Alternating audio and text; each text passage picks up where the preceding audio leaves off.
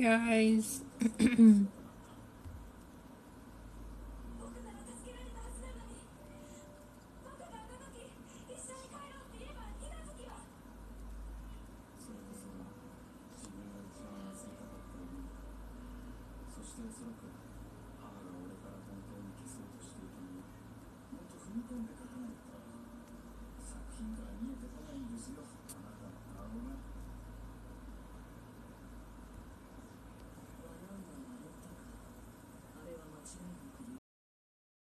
Did it work?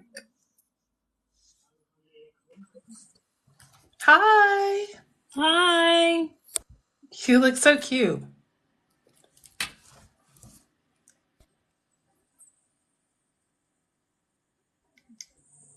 How are you? It feels like it's been forever. Hey, Heaven, how are you? Hey, Kevin. I'm doing great. How are you? I'm doing good. This is like one of them like weird days where I took a cat nap and the cat nap turned into like a forever nap. I feel that though. I really I do. really needed that nap though.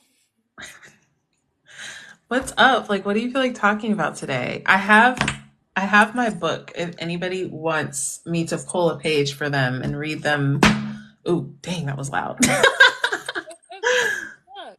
I want to know what the book is. Oh, this is Neville's Complete Reader. It's all of his books.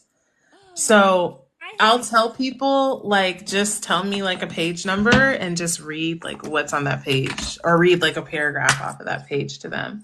Um, actually let me read a bit. Like before we start, like okay, Heaven already beat me to it. 17. okay, 17 cool. and somebody said 17 and 18, 28. Okay, let's see. All right. Therefore, when you claim yourself to be anything, you have given that claim or quality to God. And your awareness of being, which is no respecter of persons, will return to you pressed down, shaken together, and running over with that quality or attribute that you claim for yourself.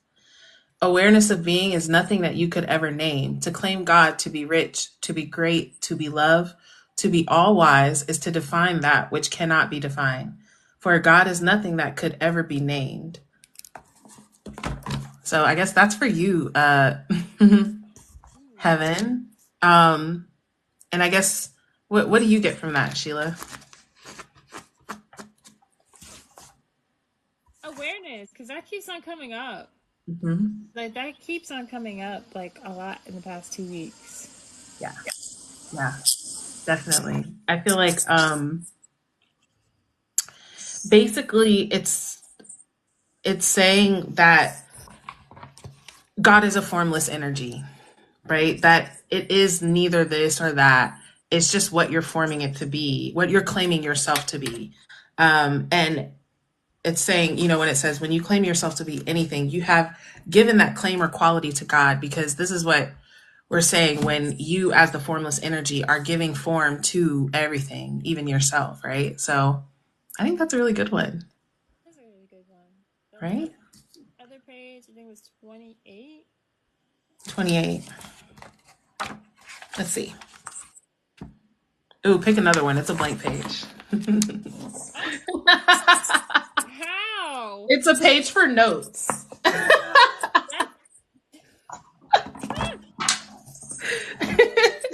wow. It's like it's saying, Yaya, you're the creator. What do you think? 10. Okay. Let's see. All right. In the beginning was the word. Now this very second is the beginning spoken of. It is the beginning of an urge, a desire. The word is the desire swimming around in your consciousness, seeking embodiment. The urge of itself has no reality, for I am, or the awareness of being, is the only reality. Things live only as long as I am aware of being them. So to realize one's desires, the second line of this first verse of John must be applied. That is, and the word was with God. The word or desire must be fixed or united with consciousness to give it reality. The awareness the awareness becomes aware of being the thing desired. thereby nailing itself upon the form or conception, and giving life unto its conception, or resurrecting that which was heretofore a dead or unfulfilled desire. Two shall agree as touching anything, and it shall be established on earth. That is really deep. What do you think of that, Sheila? That's really deep. That's like that needs to be reread again because that's super deep. Like that's Okay. like because it's powerful and it's deep. It's like what did you just say? Like you have to like read that again. Yeah, let's read it and break it down. So, let's say, in the beginning was the word. Now, this very second is the beginning spoken of. It is the beginning of an urge, a desire. Let me stop right there because this is actually like the foundation of the law of assumption, right? So, the beginning is the word, the beginning is the desire. Just like Neville is saying here, this very second is the beginning. A lot of people might think, well, I've been manifesting this thing from months, weeks, years, whatever. And so my beginning was way back then. But the beginning is always now because now is the only time that there ever is. And so you having the beginning of the urge, it says, the word is the desire swimming around in your consciousness, seeking embodiment. The urge of itself has no reality, for I am, or the awareness of being, is the only reality. So this is actually similar to what Heaven's reading was, right? Which was that God, once again, the urge, like there's no form to these things. It's not that, like we might even like, let's take something like reality, like 3D or the world or Earth. We might think that, well, Earth is just a terrible place, right? It's just a horrible place. That's just what it is. But it's not like there is basically saying that fundamentally there's no what it is, right? Everything is what we claim it to be. And that is what gives birth to the experience or the embodiment or the manifestation of that. And so for I am, or the awareness of being, is the only reality. Things live only as long as I am aware of being them. So to realize one's desire, the second line of this verse of John must be applied, and that is, and the word was with God. The word or desire must be fixed or united with the consciousness to give it reality.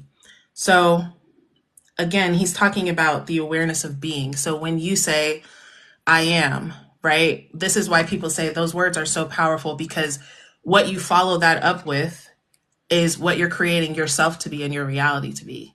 The I am is the formless awareness, which is God, or, you know, the source or universe, whatever you want to say it. It has no form. It has no, oh, it's this, right? That's what it was saying in Heaven's reading. You might think that God is like this, God is like that, God is like this, but God just is. And then we, as conscious beings, follow that I amness with a proclamation or with, I am this, give it a characteristic. And so it says the word or desire must be fixed or united with consciousness to give it reality. And so not just claiming to be something, but becoming aware of being that, right? Like the difference between saying, I am financially prosperous and saying that and really feeling and believing that I'm not, and I know I'm not going to have what I need. And the difference between becoming aware that I literally am it. Like I'm not just saying it, right? I literally am it right now. And then the awareness becomes aware of being the thing desired, thereby nailing itself upon the form or conception and giving life unto its conception, or resurrecting that which was heretofore a dead or unfulfilled desire. So basically, that formless awareness, the I am, God energy, right, becomes aware of being the thing desired. That formless energy that is nothing became aware of being financially prosperous and thereby nailing itself upon the form or conception. So being able to have that experience in form as you, right, or as us, right, as human beings or whatever, and giving life to the conception, right? Now this is an experience that that person that claimed the I am, claims that I am prosperous, financially prosperous, is giving life to that. And now that financial prosperity is resurrected to which was before a dead or unfulfilled desire. Now it's your reality, right? So two shall agree as touching anything, and it shall be established on earth. And what I'm getting from that, I'm not quite 100% sure, but it's like a combination of your God self and your avatar self, and your avatar self relaxing into and trusting the God self that it is directing it, and it's like the coming together of you, the one who can have the desire, right? Because God can't desire everything because it is everything. So it has to come into a limited form in order to have that experience of desire and of fulfilling the desire. And so when you come into the agreement of whatever it is that you're choosing to experience as God, God is already knowing that thing to be true, and you guys coming together and it's established on earth. That coming together is like what causes like the manifestation. That was like a mouthful though. That was like that. That was a word. Like, damn, that was a word. Okay. Hey, Akeisha, how are you? Damn, Hi. that was a word. I can't even like. How do I even follow up with that? Like that can't like. Damn, that was a word. That's Neville, man. I feel like, and that's just like literally, that's like two paragraphs.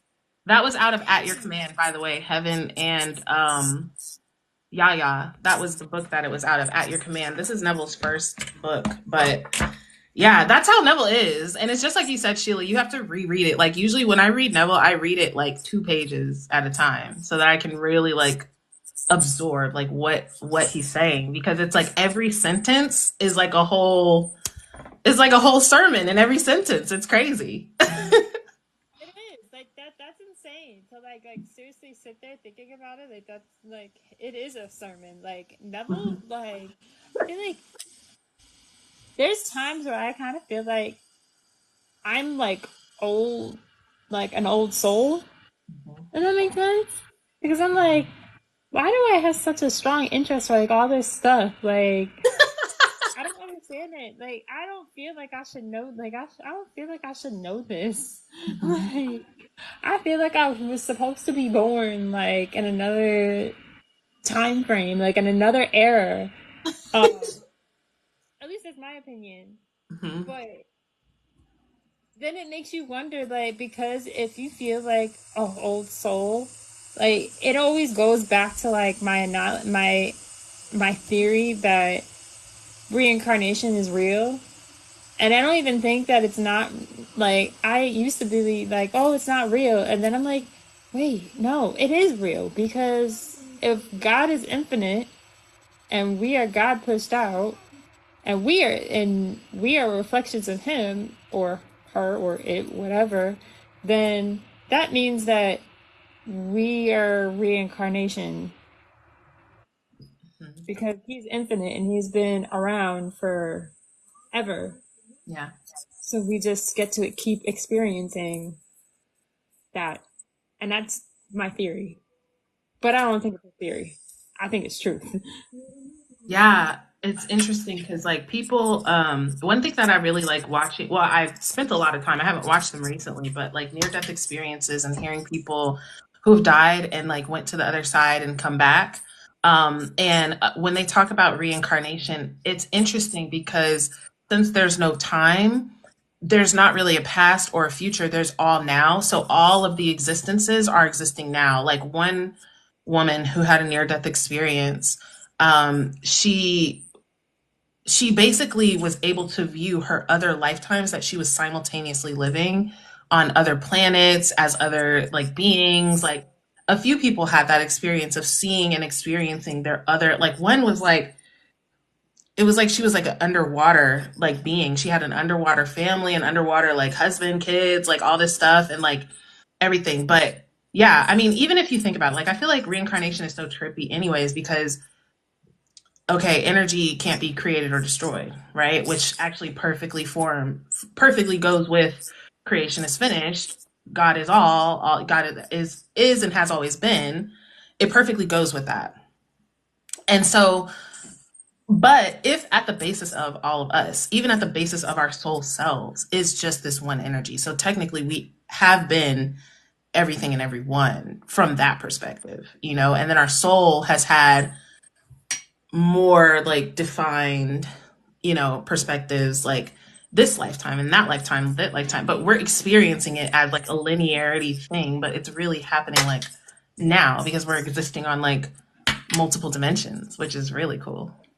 That yeah, I love that because that's like I love hearing anything about that. That's the whole basis of what parapsychology is about. Really? That's literally like part part of the whole basis. Like parapsychology is like literally the study of ESP, near death experiences and telepathy and clairaudience and like all of the psychic phenomenons and like all of that. It's literally the study of just that. That's amazing. I want to look into that. Yeah. I there's a master's program that has that, and I want to look into that program as well as the consciousness program. So, um, at this school that's in, I think it's in Spain, but it's an online degree. Yeah. And then last night I had I went to CUNY for a neuroscience program. Decided it was not my fit for me because I they had too much restrictions, and I'm like, I don't like being told what to do, and I don't like the restriction part because they like I asked them if I could get 2 degrees at the same time, like if I could be a part of the program that program part time and do another master's program at the same time because I obviously have so many interests and things that I'm trying to do. So I was like, yeah, can I do this? And they were like, no, you can't do that. And if you do that, you're gonna get kicked out of the program. I was like, this might not be the right fit. And then I had asked them, I said, can I do the, can, like, how do I go about doing, like, the study, like the research? Because obviously you got to do, like, the research for the thesis or whatever. And you get to, like, do, like, real heavy duty, like, research where you're working with, like, the fMRI machines and the EEG Oh, machines and the electrodes and, like, all of that cool stuff yeah. that I'm like heavily like I really want to get my hands on it. I asked, I was like, so can I do a study, research study for my thesis on, you know, the brain activity of people who are listening to subliminals and affirmation tapes while they're awake and while they're sleeping versus listening to like negative stuff, like scary stuff or watching TV. Like I want to see like what's happening in their brain because like we know that this works, but why does it work? Like why is it working? Like what is it doing to the brain? Mm, Like I want to see what it's doing to the brain while you are listening to it. yeah. And I don't see any studies that do that. And the guy was like, well, you're going to be assigned an advisor, a faculty advisor, and you're probably going to have to work on their funding is kind of limited, and you're probably going to have to work on their projects to do it. And I'm like, yeah, I really don't like this school. I'm not doing this. I don't want this. Like, what's the point of me writing a thesis if I have to help the professor with their projects? Right. Like that doesn't make any sense. So I'm like, Right. yeah, this is not for me. A little later on, I actually found another school that offered a better program. It's a PhD program, but it's not a standalone PhD program. It actually has 2 years worth of a master's program where I end up writing a master's thesis, and then I move on to a PhD, the PhD portion of it. Yeah. So I was like, okay, bet. And it's where I'm manifesting moving. Ooh, where? Do you want to tell us? Houston. Ooh, awesome. I could so see you there. Are you tired of New York? Yes, yes, yes, yes. I'm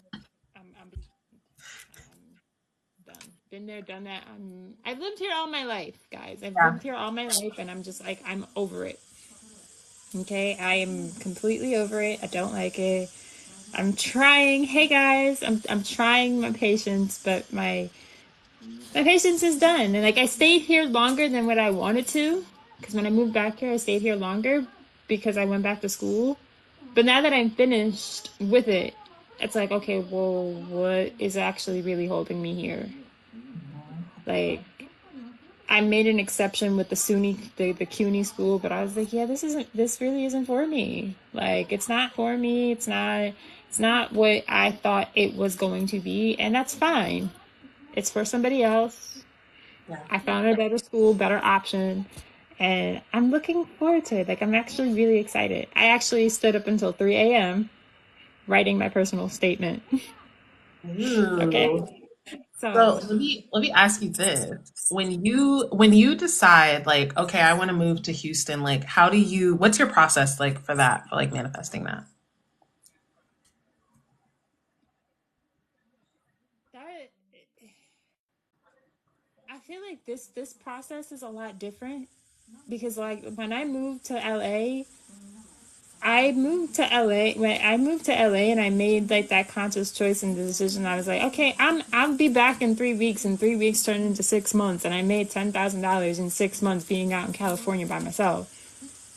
But when I did it that time, I didn't have an apartment, I didn't have furniture, I didn't have like all these like moving pieces that had to like move that I need to move around Mhm. or whatever. I didn't have like major responsibilities, so I was just like able to just get a bus ticket and just go.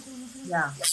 And it was a one-way bus ticket. Now it's like, okay, now I gotta like actually like I'm forced to like actually plan.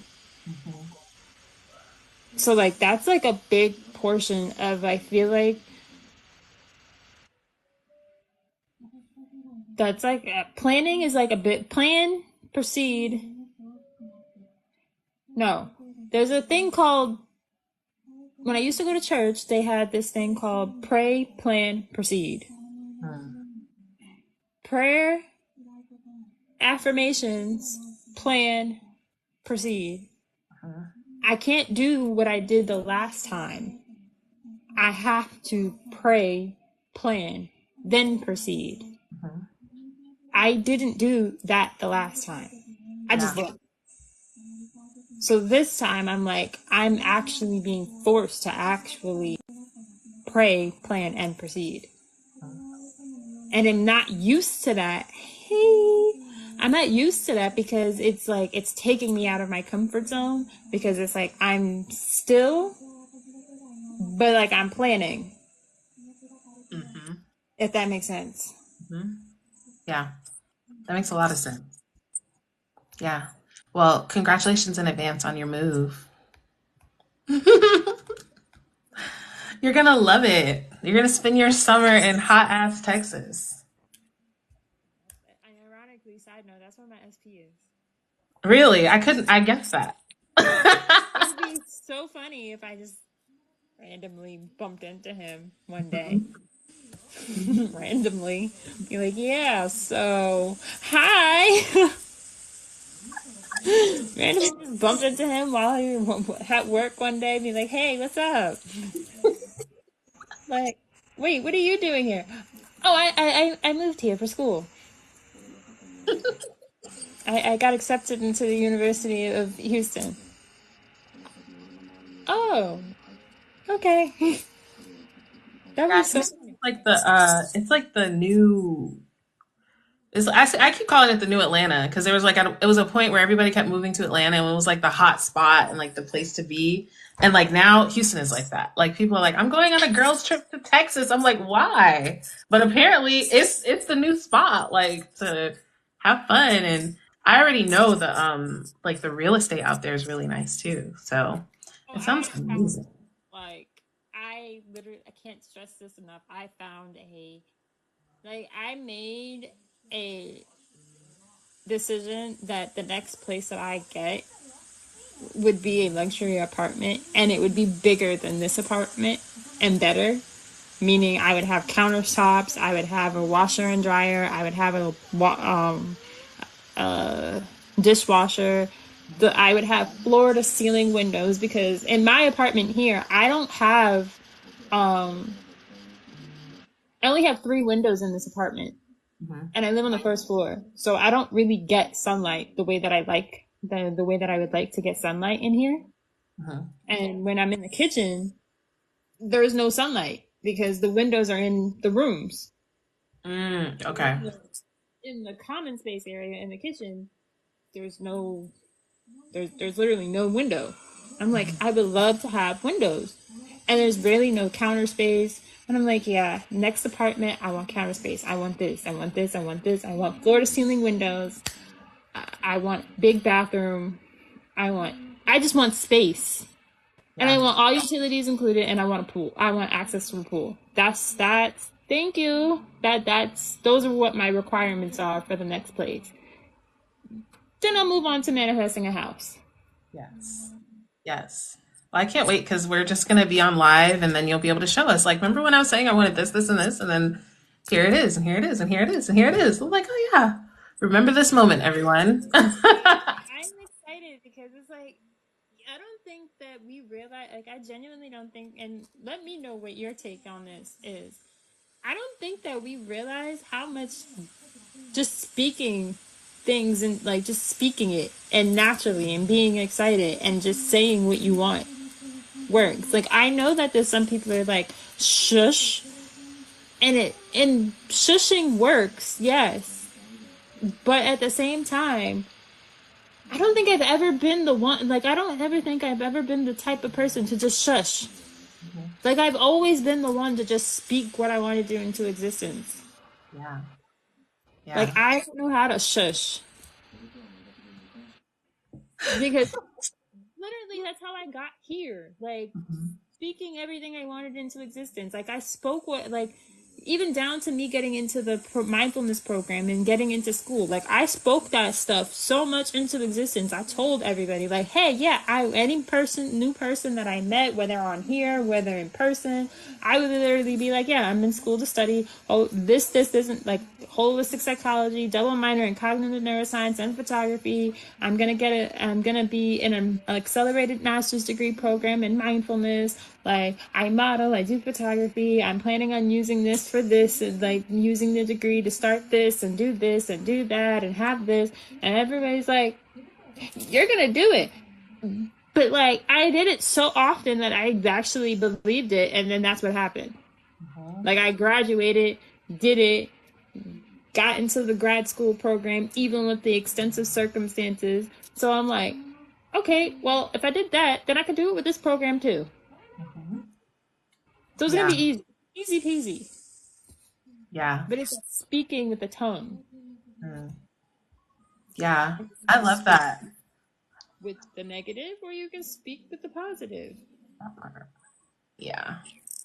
So, what's Yeah. your take on the shushing and speaking things into existence? I it's funny because like I'm so open like on my channel like so I like pretty much all my like subscribers they know like more of my business than like my family and friends because I feel That's like yeah like they know they get me, you know what I mean. But other than it, ironically though, I'm actually a really private person. I prefer to keep things kind of to myself. I feel like, and that's just me personally. Like I'm just private person with whatever I'm doing. But I feel like what you're talking about, Sheila, is because you're very confident, right? You're very like when you're saying it, the confidence shows and the confidence is being reflected back to you. I feel like when some people are like iffy, like or even as a beginner, when you haven't fully grasped manifestation, I think it's better to be hush about it because people can be discouraging. You know, you tell someone, I'm doing this, this, and this, and they're like, they're thinking of it with a regular minded brain. Like, that's impossible. You can't do that. And so if you're still trying to convince yourself that it's possible, you don't want any background noise of anyone else telling you, like, no, it's not. You know what I mean? But I feel like if you are someone who is very solid in your decision, like how Sheila is saying, like, Sheila's not like worried about what anybody else is saying. She's worried about what she's saying. You know, like if you can be like that and be solid in it, then I feel like it is good. One thing I wanted to say based off what you're just saying is like about the excitement because it's something like kind of like a thing that I've been having like an epiphany about, which is like the state around manifesting in general, can tend to be like a it's like a, I don't want to say problematic, but it's like stressful almost. It's like, oh, I'm trying so hard to get this thing. And that's like when you think about your manifestation, that's the energy. It's like this thing is over there and I don't have it. And how am I going to get it? And let me do all these things. And, but I think really getting excited about it, like that shows you really believe, right? You really are in your end. You're not questioning, is this going to happen or not? You know, like when you really actually let yourself be fulfilled, like within, and you actually like let yourself experience, you actually assume like, shit, like I'm having this now. Like this is mine now because I claimed it. It is really exciting. And I feel like being in that energy of like, oh my God, like this is awesome. Like this is happening. Whether you tell somebody or you don't, I feel like that energy is number one, super potent. And number two, it just makes for a better manifesting experience. And then, of course, it's going to make it quicker and easier for you because you're much more like you receiving what you want feels a lot more like, oh my God, this is amazing than it does like, oh God, like when's this going to happen and what's going on and all of that kind of energy that we can kind of find ourselves in. So I really like that. Like, I feel like I really just kind of been like realizing this past few days, but I want to practice that more, like celebrating and feeling excited for what I know is mine. But when I do like catch that feeling, it's so amazing. It's the best. It's almost as good as when it actually manifests. Yeah. Yeah. Um, that like that's like the irony of heart of it, and it's the fact that I stood up until like 3 a.m. writing my personal statement, and I'm like, what? Like, I really stood up until 3 a.m. I was like, yeah, I'm going to the school. Mhm. I stood up till 3 a.m. writing the personal statement. I reached out to all of my professors, like, hey, can you write me a recommendation? I'm applying to this program. Can you write me a recommendation? Because I'm determined to get into this school. One of the professors got back to me. He was like, no, I can't do that. I'm like, you know what? Okay, fine. But we're moving on. We're moving right along. Like, moving right along. Because I'm getting into this program one way or another. Like, I don't know how it's going to happen, but I'm getting into this program. Of course you are. You're a Like, genius.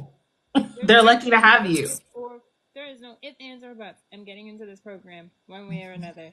I don't care how it's gonna happen. It's going to happen, and it's going to be amazing. It's gonna be amazing because it's just gonna be amazing. Like ironically, I actually met a woman earlier on that live that you came in Mm. earlier, Mhm. where she actually went to that school, Really? got a degree, and was like either she was like teaching or she got one of her degrees there.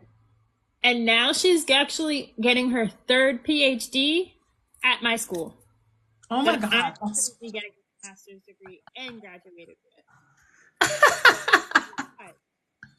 And she said she would put in word like a word for me at the and talk to a few people.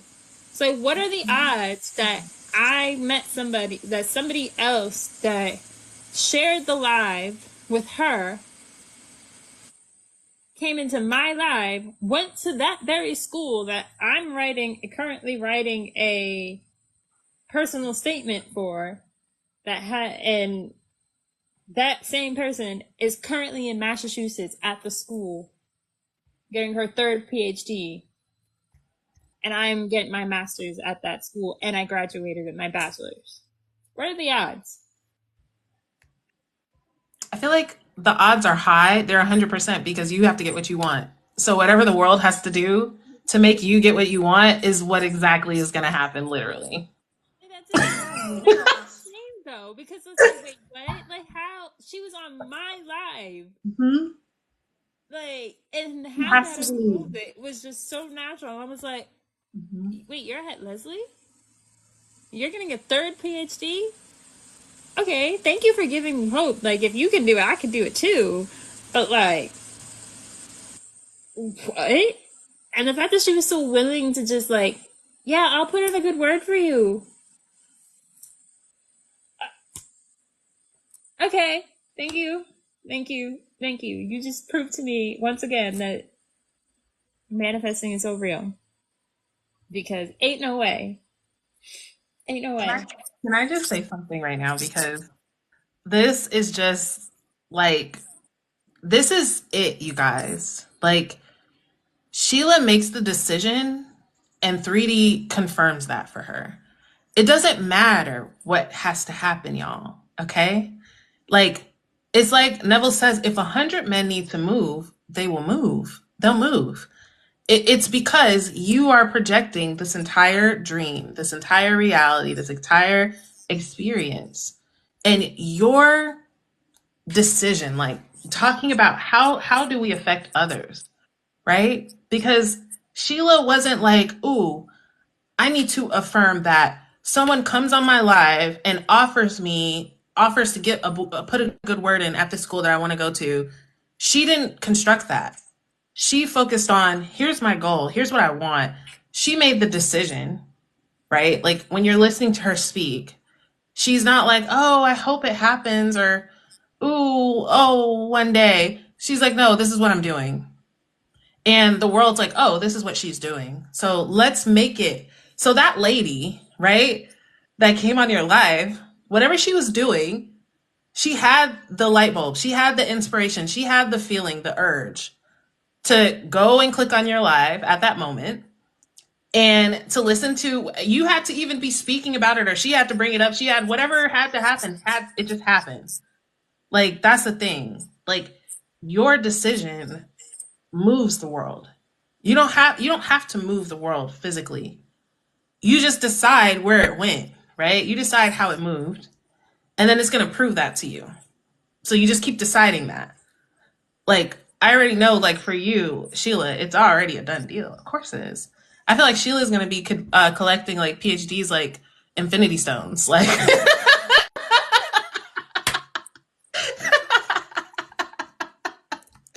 I can so see that. It's already done. That's amazing. Congratulations.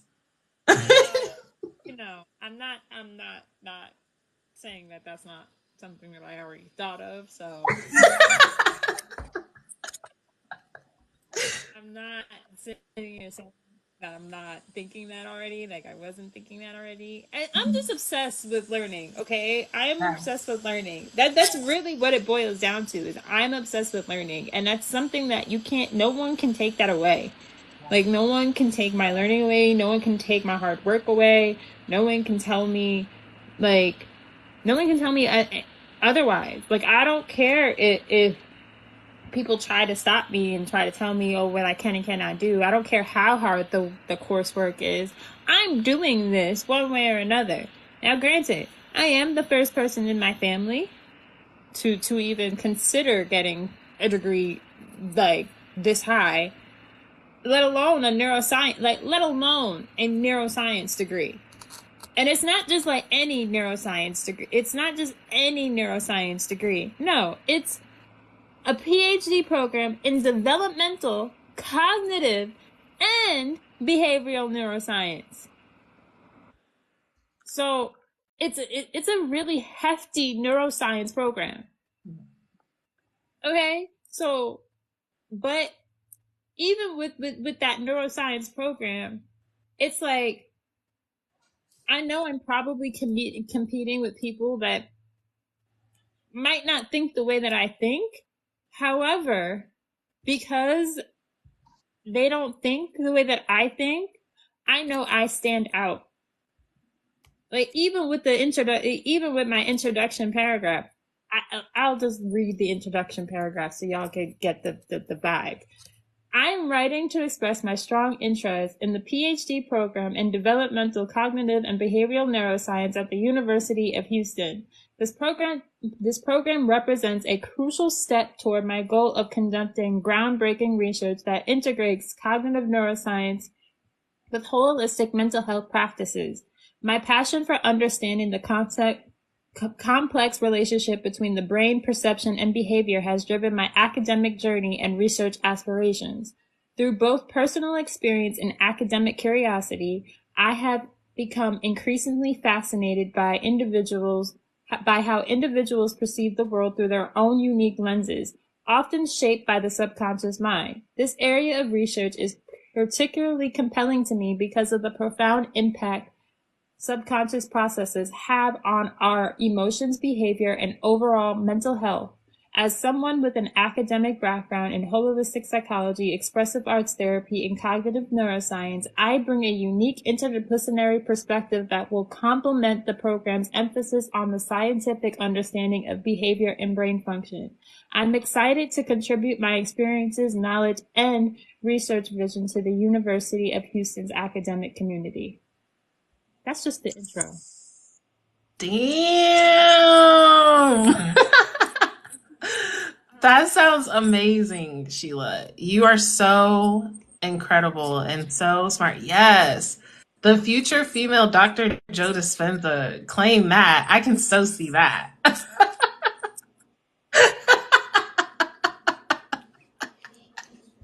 I love I'm it. excited. Like I'm really excited. Like I'm so excited. Like this really means a lot. Yeah. Yeah. Like this really means a lot. Like I'm beyond like ah. Like if somebody would have told me that going to that orientation last night would have led me to this, I would have been like, wait, what? And keep in mind, like I signed up for that orientation like 2 months ago, like back in September. We're now in December. I was looking at another school.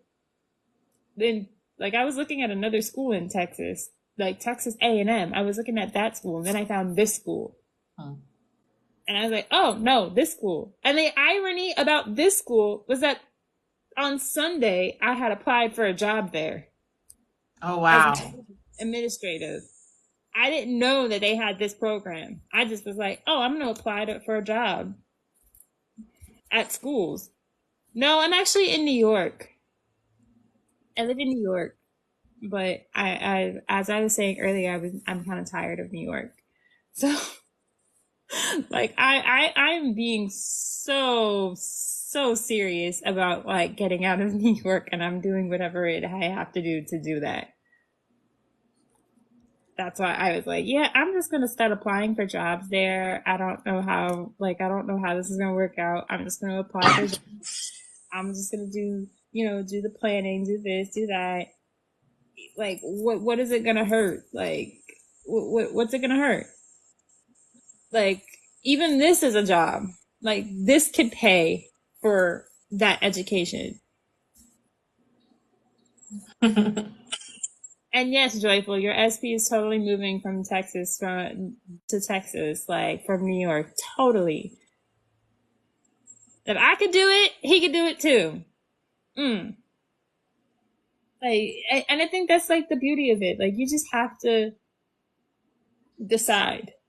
Like just decide. Just keep that confidence. Just be who you are. Like be who you are, embody that, and know that you're gonna get whatever it is that you're asking for, even if it looks like you're not gonna get it. Yeah. Do you feel like that's like, would you say like deciding is your technique that you use, or technique? It's not really a technique, but what do you feel like your technique, like when you're like, I have a manifestation, like what's your next steps to make that happen? I feel like I've gotten to a point where I think that deciding has become my thing. I feel like deciding has definitely become my thing. I feel like between using the subliminals and like affirmation tapes, like that's usually like my go-to, and that's not necessarily a technique. But I've become very lazy. I have become very lazy to the point of like, no, I'm just gonna decide. Like, I'm just gonna listen to subliminals. I'm going to make this easy and effortless. Reason being is because I used to do that whole, like, I used to, like, when I first started manifesting, I used to sit there doing affirmations like 24/7, or doing like robotic affirmations. And then, like, it felt yucky. It didn't make me feel good. Like, if I do any kind of affirmation, like any kind of affirmations, the most that you'll see me do is 10 minutes in the morning, first thing when I wake up, and 10 minutes at night before I go to bed. And if I'm out and about, like if I'm going on a day where I'm going to work, I'll do my affirmation. I'll read off an affirmation list that I have in my phone while I'm on the train because I'm idle sitting on the train. And that's like a 40-minute train ride. So if I'm doing, because of that, that's like, okay, well, that 40 minutes, I literally, and I did 10 minutes in the morning of affirmations and 10 minutes at night, that's an hour of affirmations for the day. That's it. Other than that, I literally am lazy. Just decide and I'm good to go. Yeah. I sleep and manifest. Like I take cat naps and manifest. Like people have literally told me, they're like, how the hell did you just wait, did you just manifest something in my sleep? Like I manifested somebody paying for me doing a workshop. I finished doing this workshop, the momentum education. Um I did a 3-day workshop that was free. It was given to me for my birthday. I wanted to do the advance. Advance is 4 days. I didn't have the money for it. It's like $1,000. I kid you not. I took a nap. I took a nap. I was sleeping the very next day. I took a nap and I woke up, got a phone call. Hey, is this Sheila? Yes. Who's this? Hey, someone paid for you to do advance. Oh, okay. So to this day, I have no idea who did it. So to this day, I have no idea. I love that. And that was just from a nap. Okay? That was from a nap. Yes. I feel like the more that you're in your power, the less you do. And really, like I feel like manifestation actually is so easy. And when I say easy, I mean the actual process of the thing or the thought becoming a thing is literally the energy of ease. The energy of receiving is the energy of ease, which is why, like, I also have experiences like that too. I love naps too, and I love sleeping. And I love, like, I used to tell myself, I'm gonna start telling myself this too. I receive the most of my money like while I'm asleep. And I would just always wake up to money, And it's like, because you're in a state of no resistance, you're in a state of not thinking in opposition to anything, and you can literally use whatever as like an intention or like a portal. Like I can just decide, oh, I'm waking up, right? Jesus Jermaine I'm Christ. writing that. I'm not gonna lie. I am writing that affirmation down in my little notes. Because that's a good one. I don't know where I got that. And folks, I'm gonna let Olivia. Don't want to cut her off, but add no matter what. Yes. Okay, add no matter what. That's a game changer. Okay, go Hi ahead, Orlando. continue. Nail tech. I love your profile pic, by the way. Um, all right, lyric is crazy. Not Jesus Jermaine Christ, dude. Oh my god. But what was I saying? Oh yeah, the more that you're in your power, right? The less that we have to do. Because this is the thing. Y'all, like really like it's so trippy, but all we're doing is really just deciding that it's done now. And dominantly really becoming aware that it's done now. Like that's literally all you're doing. So it's like anything that you're doing in between deciding is just getting you to the point of deciding. Anything that you're doing is just like, okay, this is getting me, I'm giving my own self more permission to decide that this thing is done because I did whatever. So instead of feeling like you got to fill in that whatever, just decide that whatever you did is enough. Like whatever I do is enough. Yeah. Like it literally is enough. Like it's so enough. Like it's always enough. But that no matter what though, that's a game changer. That no matter what, adding that at the end of your affirmations, it's a game changer. I can't Like I can't with it because like it really does imply like okay no no matter what I'm gonna get what I want. Yes. Like just add something like oh I'm a master manifester no matter what. Like I could have a complete bad day but I still manifest no matter what. Like it don't matter. Like that's what no matter what implies. Like you're literally circumstances don't like also another really great affirmation is circumstances don't matter. I am God no matter what. Yes. Yes. That one right there, game changer. If you take away anything from this life, circumstances don't matter. I am God no matter what. I What? wanna piggyback on that because I feel like I want you guys, like, I feel like the only way, you guys, to understand that circumstances don't matter is to come up against that circumstance that you think matters and to manifest what you want anyway. And to do that, not just once or twice, but to continuously do that. Because a lot of people will ask me, I saw a link actually on one of my comments. Somebody was like spamming my comments. Is this possible? Is this possible? Is this possible? Is this possible? Is this possible? And I was just ignoring it because it was like you're doing the most. But Lyric's like, bro, like she's like, you can manifest anything. The answer is always yes, right? But this is Always. the thing, guys. We can hear that. We've all heard that. But you're not gonna believe that for yourself, right?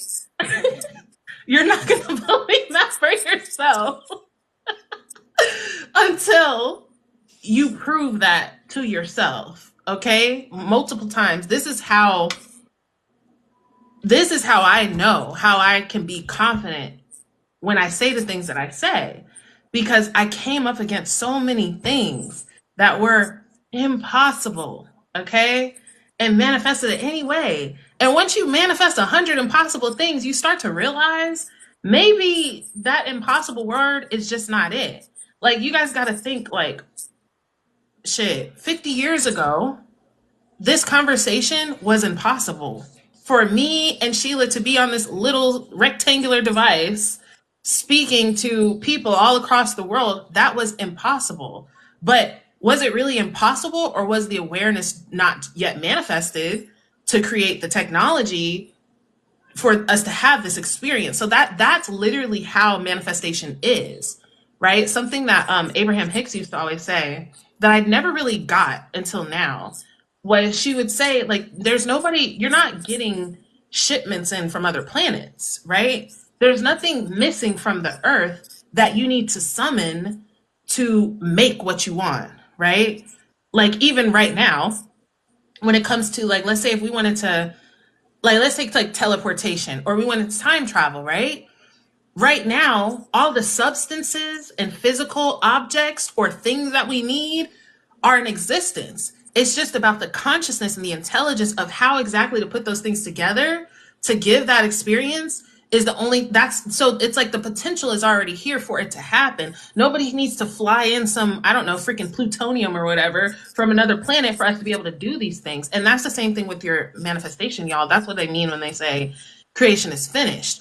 All of the things needed for your manifestation to happen, and actually infinite variables of those things, are already in existence, right? And so, but your acceptance of the end wills the means, right? So, like when Steve Jobs made the iPhone, he probably didn't make like, okay, I need this and that and this and that processor and this thing and that. He had an idea of the final product. I want to have a touch screen phone. I don't want buttons anymore. I want it to be like this.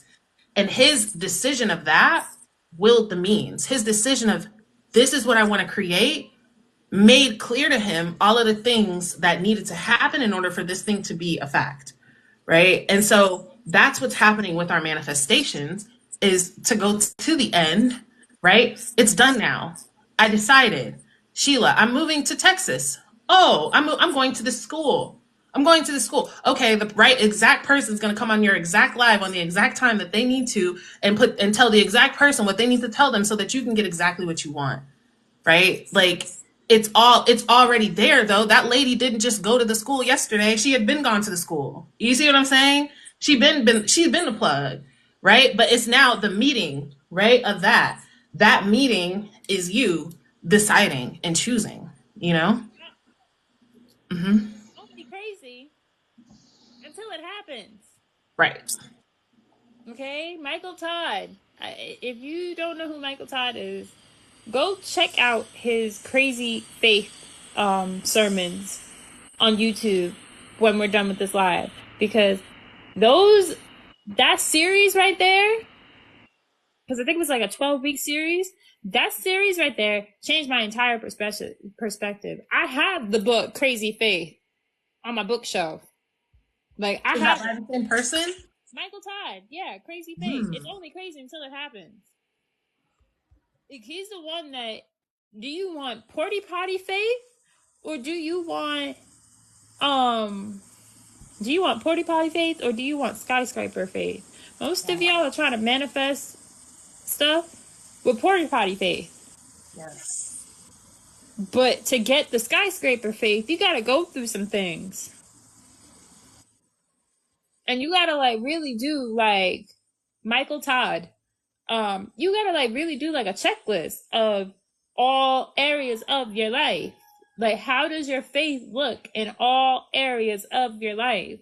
Most people do not want to do that checklist. They don't want to look. They don't want to write down. They don't want to do the holding the accountability, and like, they don't want to do that part. They don't want to do the reflection part. But you have to do the reflection part. And if you don't, if you want to know why some people want to know why their circumstances don't change, it's because they're doing just the mental work, but they're not changing the habits. They're not changing what they're doing in the physical. Are we saying, oh, you don't have to do anything? No, like, you can not, you can take naps and manifest or whatever, because that's giving me taking a nap is me allowing myself to rest.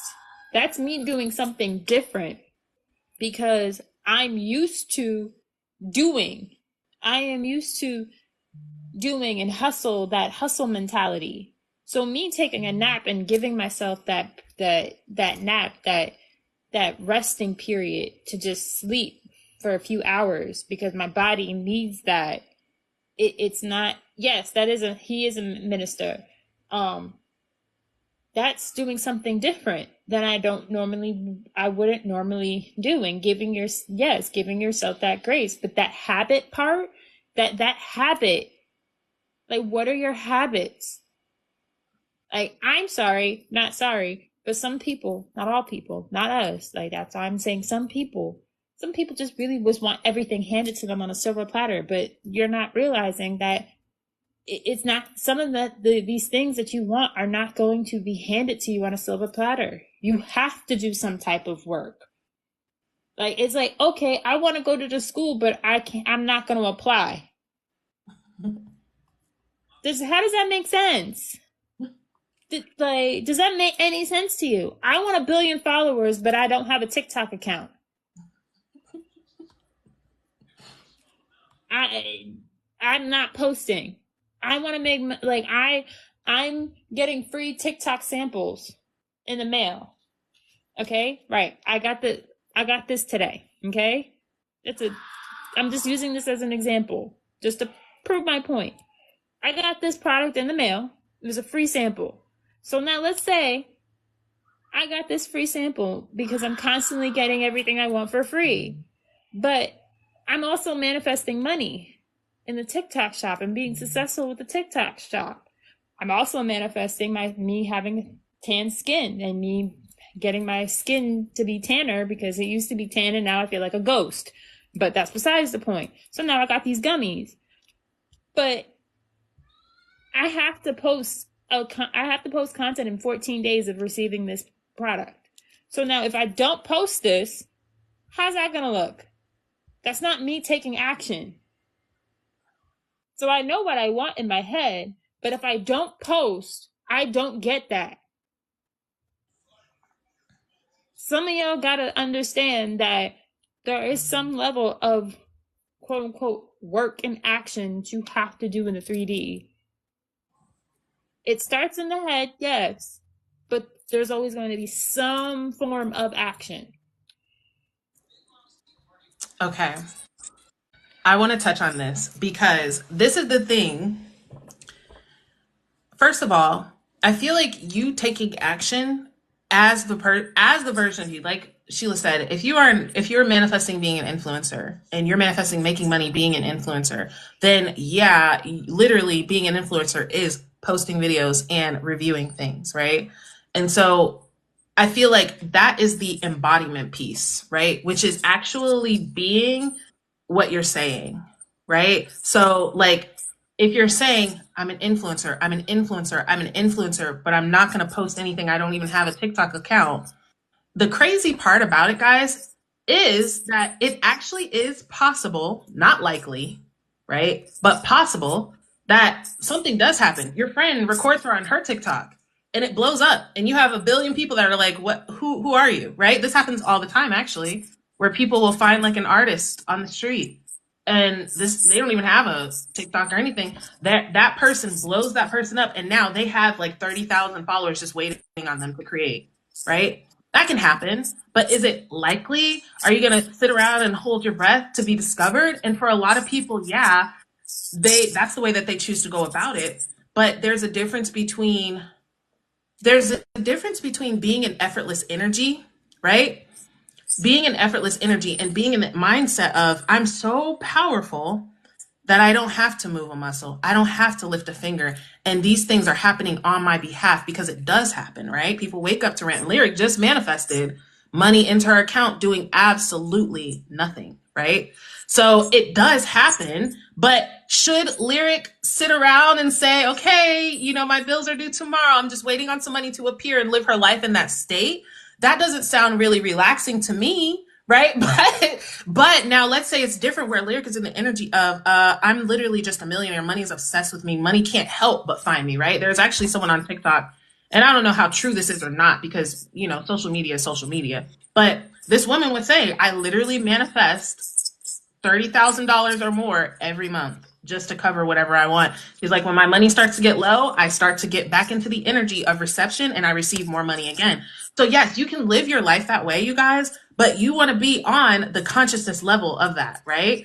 Someone who is able to say, I am solely dependent on my mental energy to receive money. I don't have a job. I don't have a backup plan. I don't have a nothing. I'm solely dependent on my mental energy. It's possible, y'all. But guess what?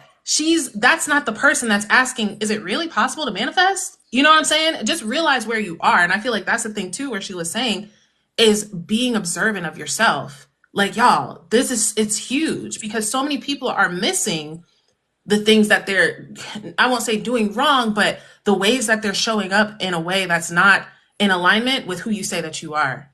If you're saying that I'm a beautiful, blissful, amazing, magnetic, mesmerizing goddess, but you're chasing some stinking ass dude, those two things are really opposite energies, right? You might say that, but what you're embodying is a desperate energy. Those are different things, right? If you're saying I'm a content creator, I'm an amazing, successful content creator, but I'm not posting anything, right? If you're posting something, right? A lot of times you're not posting something and you might say, oh, it's because I really feel like I could just sit here and receive. You don't really feel like that. If you felt like that, that's what would be going on. You really actually don't believe that if you post that you can actually achieve your goal. So you're just going to hide behind, I'm just going to say things and not do anything, right? And that'll be my excuse because manifestation just doesn't work. Yeah, because, I sat here on my couch for 30 days and said, and nothing happened, right? But my advice, you guys, for those of you who want to manifest above action, right? Because you can, but your consciousness, you need to be consciously aware of that, right? You need to be, even Sheila is doing it too. Sheila just did it. What, like two things she just said on here with the lady on her live. Sheila didn't call up everybody freaking, hey, can you help me? Hey, no, the lady was drawn to her, right? She goes to sleep, she wakes up, somebody pays $1,000 for her to do what she wants to do. It happened for her, right? But she's at the consciousness of knowing that she's the creator of her reality. You know what I'm saying? So it's like you being like that. If I could give you guys any piece of advice, y'all, for manifesting things that seem difficult or manifesting things from doing absolutely nothing, right?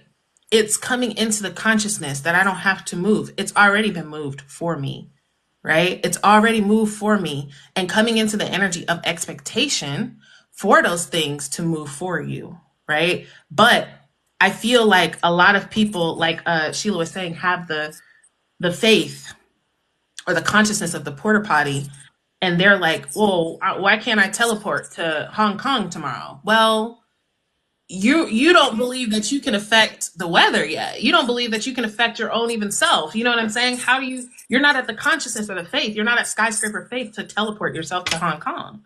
You know what I'm saying? But it's not to say that you can't get there. But I think first you have to become aware of where your consciousness is and raise it up. I feel like something that goes around a lot in the law of assumption community is your desire is a promise, right? Your desire is a promise. And your desire is a promise because technically, in all realities, you are experiencing it on one level. And when you cross over to the other side, you will experience it however, whatever. But your desire is a promise does not mean that you can sit there and think in opposition to your thought, not ever put any attention on what you want, and expect that, yeah, things are just going to work out for me, right? Like, it doesn't mean that you can complain about your circumstances and tell your old story every day, all day, and expect, like, yeah, this is going to happen because it's a promise, right? So, yeah, it's done. Yeah, it's a promise, but it's a promise in the reality where you're consciously aware of having it.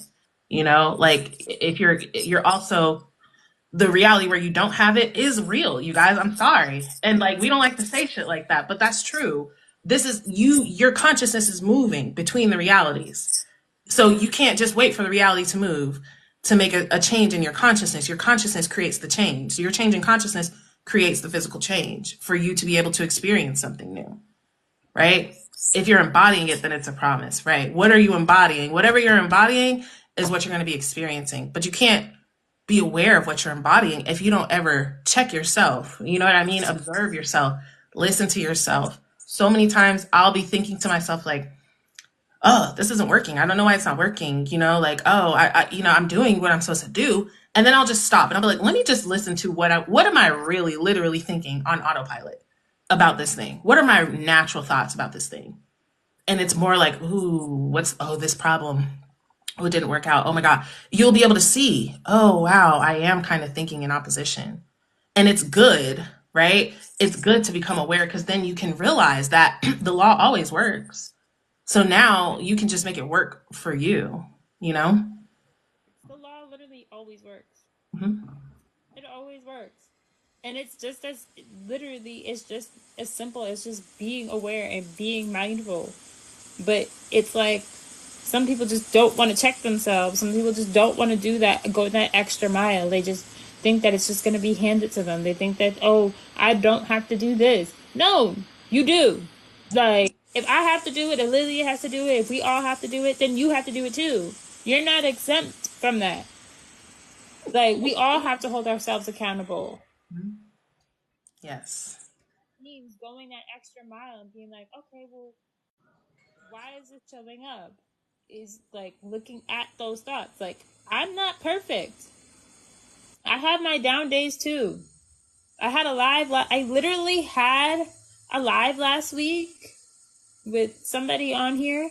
Some of you guys were there. Some of you guys weren't. His name is State of Awareness. He goes by Danny. He talks about the ego, right? As soon as I got off live, I had an ego moment. As soon as I got off live, I thought that my SP unfollowed me on TikTok. I had a moment. I messaged him. I was like, why did you unfollow me? Turns out the very next day, I woke up, went on the account that I'm on now, realized he didn't unfollow me. I was on my business page.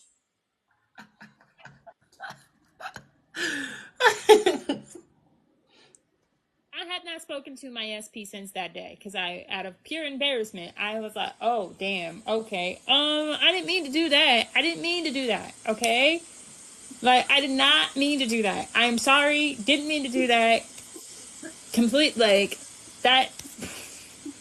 That's why they say don't assume stuff that you're not supposed to assume because you're gonna make an ass out of you and me. That's what that phrase is, okay? That's what that means. But in my defense, I think I needed a few days of separation from my SP because I was just like, yeah, I'm gonna go over here because I gotta focus on some stuff. I need to go regroup because yeah, but that showed me as like, oh yeah, okay, yeah. I still got a little bit of some stuff that I need to be aware of. I need to check myself, but I didn't in that moment because I let the ego take over as opposed to checking myself. Yeah. Yeah. And had I Exactly. not noticed, it could have gone in any other way. Yes. Yes.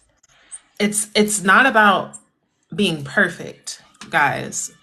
Like, to be real, y'all, I learned a lot of how I know all the stuff that I know is from trying and failing, trying and winning, trying and failing, just really studying and observing. But if I never check myself, y'all, this is like the people, if you guys noticed in your life, right? The people who are probably the least evolved in the nicest way possible are the people who think it's everybody else's fault, right? So they're always outwardly focused on the world, the environment, society, the past, this, that. All of those things are the reason why I can't do better. I can't be better. And so they spend all of their energy trying to change the world, right? So what's that quote? And he says, yesterday I was something, so I wanted to change the world, and today I'm wise, so I'm deciding to change myself, or something like that. But it's as long as you're outwardly first of all, as long as everybody else's fault, you got to wait on everybody else to have a spiritual epiphany, a spiritual awakening, to come to some type of conclusion to right your wrongs, right? Which is some bullshit. So next, as long as it's everybody else's fault, you don't have any control. Okay. But this is the thing. People are so afraid to look at themselves because they don't want to blame themselves, right? They don't want to take responsibility. They don't want to say it's my fault. And it's not about, that's where humility comes in, right? That's where being able to say, like, damn, I missed the mark, right? Damn, maybe I'm not showing up as my highest self, right? Because when you just sit there and you're looking at the circumstance, like, oh my God, the circumstance is not changing, like, oh, like, then what are you going to do about that? You decide, you know what? I created this unfavorable thing. I could create something favorable. I'm creating all of this anyway. And when you really feel that, you guys, you won't spend time shaming yourself. But you don't have to be perfect, y'all. You don't have to be perfect. You actually can learn a lot from everything that you're going through. Everything that you're going through has something that you can learn from it for it. But you're like, these things are giving you the opportunity to show up as your newest and more higher, more aligned, more rich, prosperous, amazing, magnetic, powerful God self. It's giving you the opportunity to come up. But as long as you're looking and waiting for something outside of you to give you the excuse, right? Like, I need something to happen in the 3D to give me a reason to come up. I need something to happen in the 3D to give me a reason to take on a higher concept of myself, right? Like, no, you can just look at yourself and see, damn, where am I showing up as the person who doesn't believe that I have this thing now? That's a good kind of question to ask in the moment. Where am I showing up as a person who doesn't? Is the person who has this thing, really thinking that, doing that, feeling like that, expecting like that, right? That's a good question to kind of ground yourself, because we swear, well, I listened to some affirmations a couple days ago, so my manifestation should be here. Well, but what have you been thinking ever since that? Has it been in line with the person who has, or has it been in line with the person who doesn't have? Has it been in line with the person who doesn't have and is trying their hardest to have? Right? All of those are different states. That part. That part. Mm-hmm. Part. It's the state. It's that awareness. Like your awareness is like the crucial part. And the person you want to be doesn't have that circumstances, don't break character. Yeah, don't break character. Like you gotta get to that point of like being that person, like just being, like literally just being. Just be chill. Like you're gonna get what you want. Enjoy the moment. I've actually gotten to the point where I no longer wish to manifest stuff instantly. Mm. Like I I I I I don't mind manifesting instantly. Like if something manifests instantly, sure. But I've gotten to that point where I'm just like, I don't care to manifest instantly. Like I just I just want to chill. I just want to be. And I feel like when you put so much emphasis on manifesting things fast and instantly, I feel like it takes away that enjoyment. It takes away from the becoming. It takes away from that journey, like from going from point A to point B. Mhm. Like I want to enjoy it. Like I want to enjoy my manifestations, and I feel like trying to rush it and trying to, because we live in that this society where you want to we live in that instant gratification society. And now I'm like, yeah, I don't want that instant gratification. Like I just want to enjoy it. Like okay, I graduated a whole year early than I anticipated. Okay, sure, but be okay with just being present. Be okay with not rushing. Like be okay with what the process of becoming and being prepared. And that it goes back to what I was saying earlier about that pray, plan, and proceed. Be okay with that preparation. Like okay, I'm manifesting being a wife, right? If I'm sitting here manifesting being a wife, there's gonna be some preparation. Cause that's like, I'm not gonna be a wife tomorrow. Like I'm being prepared. My mind is being prepared. My body is being prepared. My life is being prepared. My heart is being prepared to be a wife. The same thing applies to my husband. He is being prepared on one end. So even if I don't see it, he's being prepared. These are the things that I don't think that we talk enough of because we're so used to hearing manifest in 3 days, manifest this in this amount of time, manifest fast and instantly. We're so used to that instant popcorn manifestations. We're so used to the microwave manifestations and putting it in the microwave. No, I don't want it in the microwave. I don't want soggy microwave fries. I want a 10-layer, 100-layer cake in the oven, baked to perfection in the oven. I don't care how long that cake gotta be put in that oven. I don't care. I want it from the oven. I don't want it in the microwave. I want crispy fries. I mean, and sometimes microwave manifestations are fun. Sometimes. But the real heavy duty, like the SP ones and like school manifestations and things like that, and like becoming a millionaire and all of that, those are the things that I want to enjoy. And those are the things where I'm like, I'm not rushing it because I want to become it. Rihanna did not rush her process of becoming a billionaire. She became it. We watched her become it.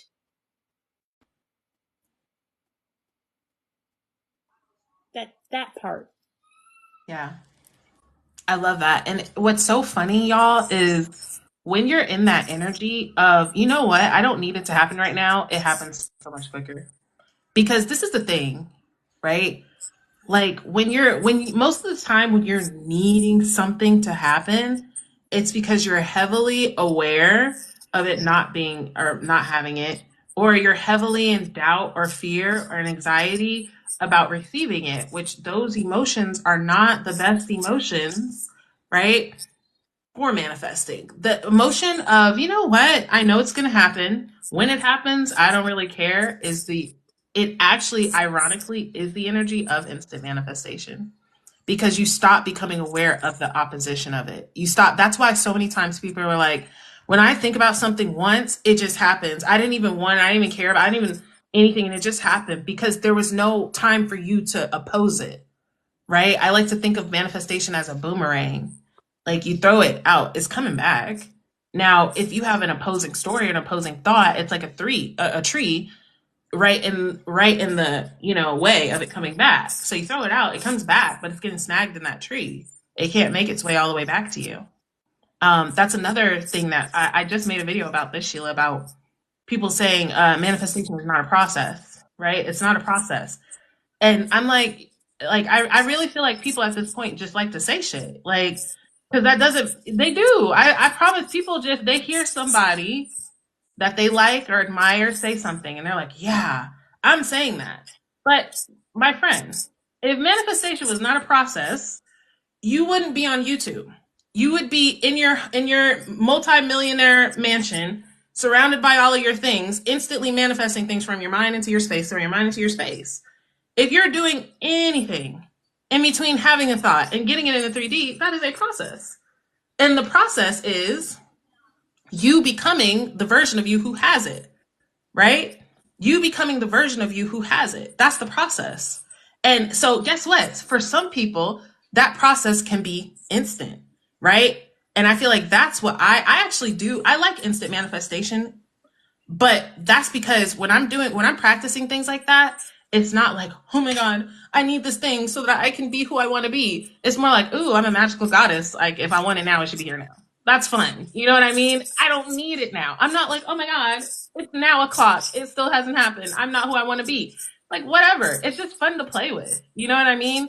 But this is the thing about it, y'all, is when you're staying in that energy, right? Staying in that energy of I need it now, I need it now, I need it now. It's actually prolonging your process and you're less likely to manifest it instantly. When you're putting on the pressure of, oh my God, I need it in 3 days and it's 2 days and 23 hours until 3 days and I don't have it, you're much more likely to doubt and be in anxiety, right? Than if you're just like, you know what, this thing is mine now. And that's the thing, y'all, that's always the task. You claim it now. It's here now. What time is it? When is it coming? Now. It came already. It's been here. It's finished. It's now. And that crystallizing as your reality, let that process happen how it happens. Okay? Or the non-process, whatever the fuck, whatever special things you guys want to call it, let that be what that is, this is the other thing I've been saying too recently is that so many people are literally wasting their lives, their whole life, to manifest like one thing, or maybe like 2 or 3 things. I've been trying for years to manifest this thing, and they're in agony and frustration and desperation and a horrible state of mind all of these years from trying to manifest one thing. And it's like, you're trying to manifest this one thing to get a little bit happier when you could have chose happiness all along the way. Probably would have got your thing way quicker, much more things way quicker. And then you're actually enjoying your life. Like manifestation, y'all, is not supposed to be something that you're like killing yourself to do, right? It's not something that you're supposed to be like, oh, well, there goes my peace, joy, and happiness until this thing comes back. Like, it's not that. Like, this is actually a way for you to enhance your experience. And I think that's actually something that's really good to focus on, is manifesting your experience of life rather than things. I feel like that's a more well-rounded and wholesome way, is like, I'm living a prosperous, abundant, happy, magical. I really been focusing on that myself lately, is like focusing on being like recognizing and acknowledging that I am magic, right? That I am a magical being, that I am abracadabra creating as I speak. You know what I mean? Like that shit feels so fun. That feels so fun to feel and know myself as a magical goddess, right? It's so much fun. But it's not like, oh my gosh, I need all of these things, right? To prove that. It's kind of like Satan, right? It's so funny. The story where Jesus and the devil was telling Jesus like, oh, well, like if you're the son of God, then jump off of this building, jump off this building and fly. And it was like the moral of that story was not to give into temptation, right? Like not to give into doubt, because in law of assumption speak, the devil represents doubt, right? So like the devil is like the 3D, or the doubt within you, the voice in you that's like, oh, well, you haven't done this thing, so you're not really magical. You haven't gotten this thing, so you're not really God. You haven't done this thing, so you can't really do it. Oh, prove it to me. Well, if you're magical, then show me these things. And if you don't show me that, then you're not. Right. But it was, Jesus didn't do that, which we know that Jesus could have, right? But he doesn't need to do that. He's knowing who he is, right? Beyond appearances. You don't need an appearance to confirm who you are, right? So you just decide, y'all. Like, just decide. And the more that you're better at deciding, the better that you'll be at actually surfing realities and surfing states. And then guess what? You lessen the time of your process, because you don't need it somewhere. You don't need so much convincing of yourself to be like, oh, I was that yesterday, now I'm that today. You don't need so much convincing. You just like, oh, wait, I actually really am, bringing it full circle back to what we pulled for heaven earlier.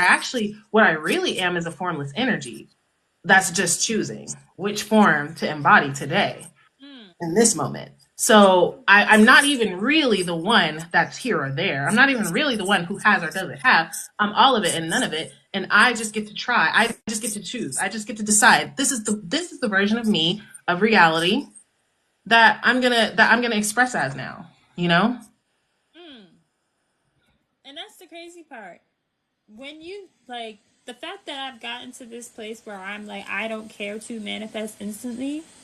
I'm not saying that manifesting is not instant, because manifesting is instant. It's just I can't see what's happening. I just don't care to have it right now. Like, I don't care when I get it. Like, because I know I'm going to get it. Now, the irony about it is that because I know that it's always instant, there's always movement happening. And the only reason why I could say this is because my old SP back in the ending of 2021 going into 2022, he literally said to me some stuff that I was confused about, right?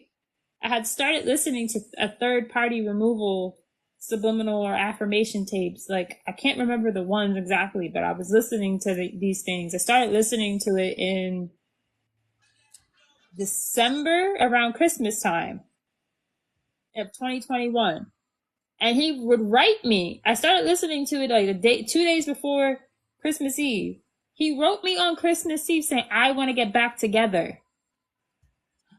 I was like, what? I ignored the man for like 2 days because I thought it wasn't real. I thought it wasn't real. I was like, nah. Just 2 days ago, he was telling me he didn't want me. Now all of a sudden he wants to be back with me? Wait a minute. What's going on here? Right?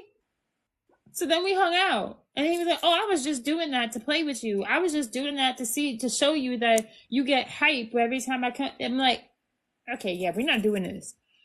So then fast forward until a little after the new year. We hung out. We met up. He was like, I hope you didn't do a thing. Like, I hope you didn't do anything. Because if you did something, I'm not going to want to be with you or anybody for that matter. And I'm like, what the hell is this man talking about? I don't know what the hell he's talking about.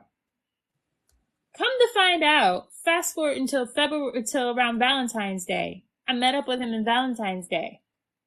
He tells me, the girl that I felt so threatened by, the day, Christmas Eve, he caught her sexting another man. I did not know. Okay? Not only did I not know, but I found this funny because the man that she was caught sexting, his name was Dennis. Now, for those of you who do not know, I love watching Jane the Virgin. I have watched that show religiously over 1,000 times, okay? I will fall asleep to that show. Little to and I know so much, like, and it's so crazy because I watch that show so many times that I manifest people with their names from that show. So much so, um, there's a guy in there that I didn't realize until after the fact that has my SP's name, but he's a side character. I ain't paying attention to the side character, but he got my SP's name. Ziamara, my sister, that's on here somewhere on this app. Her name is Ziamara. Then we got Dennis. There's a character named Dennis, so that's how I know I manifested it. For that reason. So now he's telling me this. And he's like, yeah, she works with this guy. He's one of her coworkers at the UGG store, blah, blah, blah, this, down the third. You know, I caught her sexting him on New Year's Eve, on Christmas Eve. I gave her another chance, which is why he was flip-flopping. Which is why he was flip-flopping, right? Cool. He caught her again on New Year's Eve. Okay? So that's why he was saying what he was saying about I hope, this isn't you doing this and blah, blah, blah. Right? And he was like, yeah, I feel sorry about all the things that I was going through, like all what I put you through. Now I get how you were feeling. Keep in mind, we're both Pisces. In my head, I was laughing. I was like, mm-hmm. I was like, he was like, I just dropped her off at the bus station. I was like, how do you not know that he's not with, like, how do you not know she's not with him? He's like, don't say that, because now I'm going to start overthinking it. I was like, in my head, I'm like, I know. That's why I said it. I said it for that reason. And then he was like, okay, you probably talking to some chocolate dudes and blah, blah, blah, this, that, and the third. I'm like, first of all, I'm not her, but okay. Second off, if you want to say that, then you can leave. Third off, like, come on now. We did hang out. But it's that premise and that story goes to show you it was instant. But I didn't know what was happening behind the scene. I didn't know. I didn't know that was going on. So if I didn't know that was going on, it's like, oh, okay, yeah. And no, he really did have a low self-concept. I'm not even gonna lie. Like his that's besides the point. I don't even think the man deserved me, but that's besides the point. But bottom line is, just because you do not see it in your awareness does not mean it's not happening. You don't know what's happening behind the scenes. You don't know what is going on. You don't know. So it can happen instantly, yes. But are they going to act on it instantly? That's the question. And you just have to be okay if if it's not an instant thing. You just got to be okay and just enjoy it. Just enjoy life. Manifesting is life. Just your life. Yes. Enjoy it. Yeah. I love that. And it's so real. I have so many people, like my clients, they'll be like, oh my gosh, like it's been a week. Nothing's happened. I'm like, dude, first of all, you sitting there and saying nothing's happened is literally putting energy in the direction you don't want it to go. Right. But just give it time. Let it unfold. Like let the unfolding unfold. And it's like, you can. I be telling them, I'm like, look, you can freak out all along the way. You're still going to get what you want. You're still going to get what you want, but you just simply don't have to do that. It's already done. I was like, man, I need to start being like Neville, because Neville, with his clients, Neville said, like, when they would call him and be like, Neville, nothing's happening. He's like, I put the phone right down. Because what are we breaking the Sabbath for? Didn't we decide what it was? Like, did we decide or did we not decide? So what are you even talking about right now? I'm like, damn, like, I don't want to, I don't know if some people are ready for that, but I'm not just going to put the phone Like, you know what? I'm I clicking out of slam. here. I would. I would. I'd slam the door. I have Mm-hmm. no shame. I do it all the time. I do it all the time. I slam the door. I cut people off. Come back to me when you're ready. Yeah, for real. Not like Peppa Pig. I am the queen. My cutoff game is real, okay? My cutoff and block game is real. I am the queen of just block. Control Alt Delete block. Bye. Come back to me when you're a new version. Come back to me when you have it. I'm not arguing with nobody. I don't got time for that. I don't got time for that. Like, and it's no shade, but if I've told you something through like four or five, 10 times, and you still haven't it still hasn't clicked. I'm not doing it. No, I'm not doing it. My patience is my I don't have patience. It's actually good to be like that because even like y'all were saying, like Abdullah did that to Neville, right? But that's what made Neville get it though. Like if Abdullah was like when Neville came to Abdullah and was like, "Oh, you know, I'm not any closer to going Barbados," and Abdullah was like, "Oh my God, come on, let's talk about it, Neville. What's wrong? Ooh, what's going on? What's happening? Oh, tell me all about it." He's like, "No, actually, you are. Like you literally are. Like it already happened. You're already there. What are we actually even talking about now?" And I think, you know what? I feel like this is confirmation for me to be more like that. And still in a loving way, but just what are you talking about? Because didn't we assume it? Like what are we talking about? We already decided that it's like this. So you saying, "Oh, it's like that," and what about this and what about that? What reality are you in? Because I'm in the reality where it's done. I'm over here with my champagne and my flute. I have two glasses. One's for you, but you're over there in the bullshit reality. I mean, you can come over here, you know, like do you want it? Do you want to come over here? But you like it over there. Okay. First of all, Okay. me and Mingle are both Pisces. Okay, first of all, we are both Pisces. So you know, being that we are both Pisces, our cutoff game is pretty much easy. It's slim to none. Like, I'm sweet, yes, but there's that other. We have two side. We have two fishes. Okay, there's a sweet fish, and then there's the please don't fuck with me fish. Mm-hmm. And I won't be a bitch to you. No, I'm not gonna be a bitch. I'm just gonna be. I care more so about my peace. Okay, I care about my peace, and I'll do it with a cry. I'll do it crying. That's the part that people don't understand. I'll do it crying. I'll cut you off crying. But I care more so about the peace.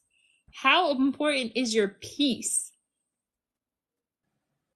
Because if you, that peace is going to keep you in your state. So if somebody comes in and they're not aligning with that peace and they're causing you chaos, bye, hit the road, Jack, and do not come back until you are the new version that has what you want. Because we Yeah. can't baby you and coddle you all the time. I just ignore it. Like when people are, if there's people in my comments that are so like deep in their circumstances, I just ignore them. Like there's certain people that literally the only thing they comment over and over is this isn't working for me. What about this? What happened? Oh, why isn't this happening? Wait, what? Oh, this isn't. Oh, SP did this. What do I do? Oh, that's all they comment. Nothing's working. I'm like, do you think that this is helping you? No, it's Do not. you think that you're knowing? You're if you're watching my channel, I explain. I feel like I explain uh very complex topics and very simple ABC 1 2 3 a kindergartner could explain understand it terms. So I'm not telling you. You're just continuing to say I'm going to use my time, energy, and space to amplify my old circumstances, right? Like I mean, and that's on y'all. You know what I'm saying? Like whatever that if that's serving you, that's serving you. But I'm not about to play with you. You know, like I she said I have to remind some are beginners and not to get irritated with those comments and that part. And you can tell when some people are beginners, but I know the person that I was talking about, she's not a beginner. She's been on my channel for years. Mm. Years. So I'm like, you ain't got no excuse, bruh. If you're watching it and not just skipping to the end of the video and then writing a comment, then I'm telling you what to do, you know? But it doesn't matter though. You know, like this is the thing. That's why all I concern myself with is the end. That's all I'm concerned with when it comes to a client. That's why I be telling my clients, they be coming to me all boo-hoo. Oh my God, Olivia, it's looking like this. I'm like, okay, like that's fine. But I can't come into agreement with that on you. I can't sit there and say, oh yeah, girl, life sucks. This is so hard for you. He's a mean, mean man. Like, what is that doing for you? That's not what I'm here for. I'm not your homegirl. You know what I'm saying? You want to talk bullshit all day, call your muggle friend, right? I'm over here in the end. I'm over here in the wish fulfilled. It's a whole island. There's like fruit from the tropics that grows every fucking day. Like, this is where I am for you.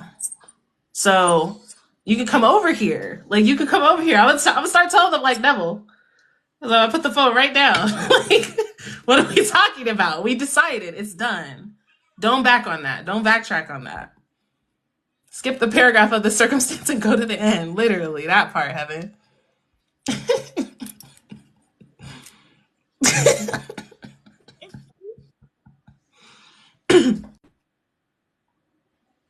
What'd you say, Sheila? I think you're frozen.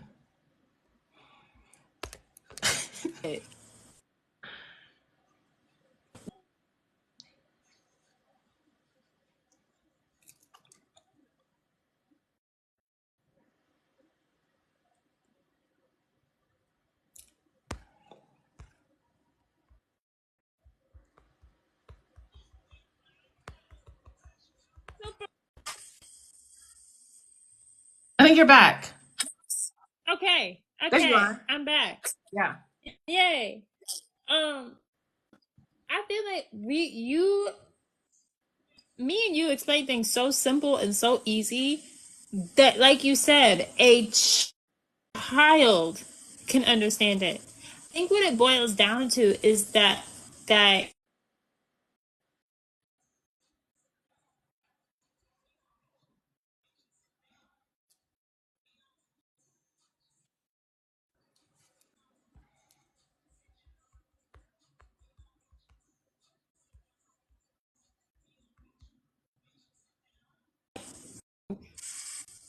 different circumstances and we've gotten through it. So if we're getting through each of these circumstances, it's like at one point, do you just stop texting, stop writing in the chat, and just listen? And you And would think that apply. by now, you would think that by now, with all of the information, because everything is the same. We're not saying anything different. So you would think that by now, if you're watching so many creators, you would think that it would just become second nature. Like, it's okay to it's okay to ask questions, but at the same time, how many times do we have to say over and over and over again, circumstances don't matter? How many times do we have to say that? Like, it's so easy.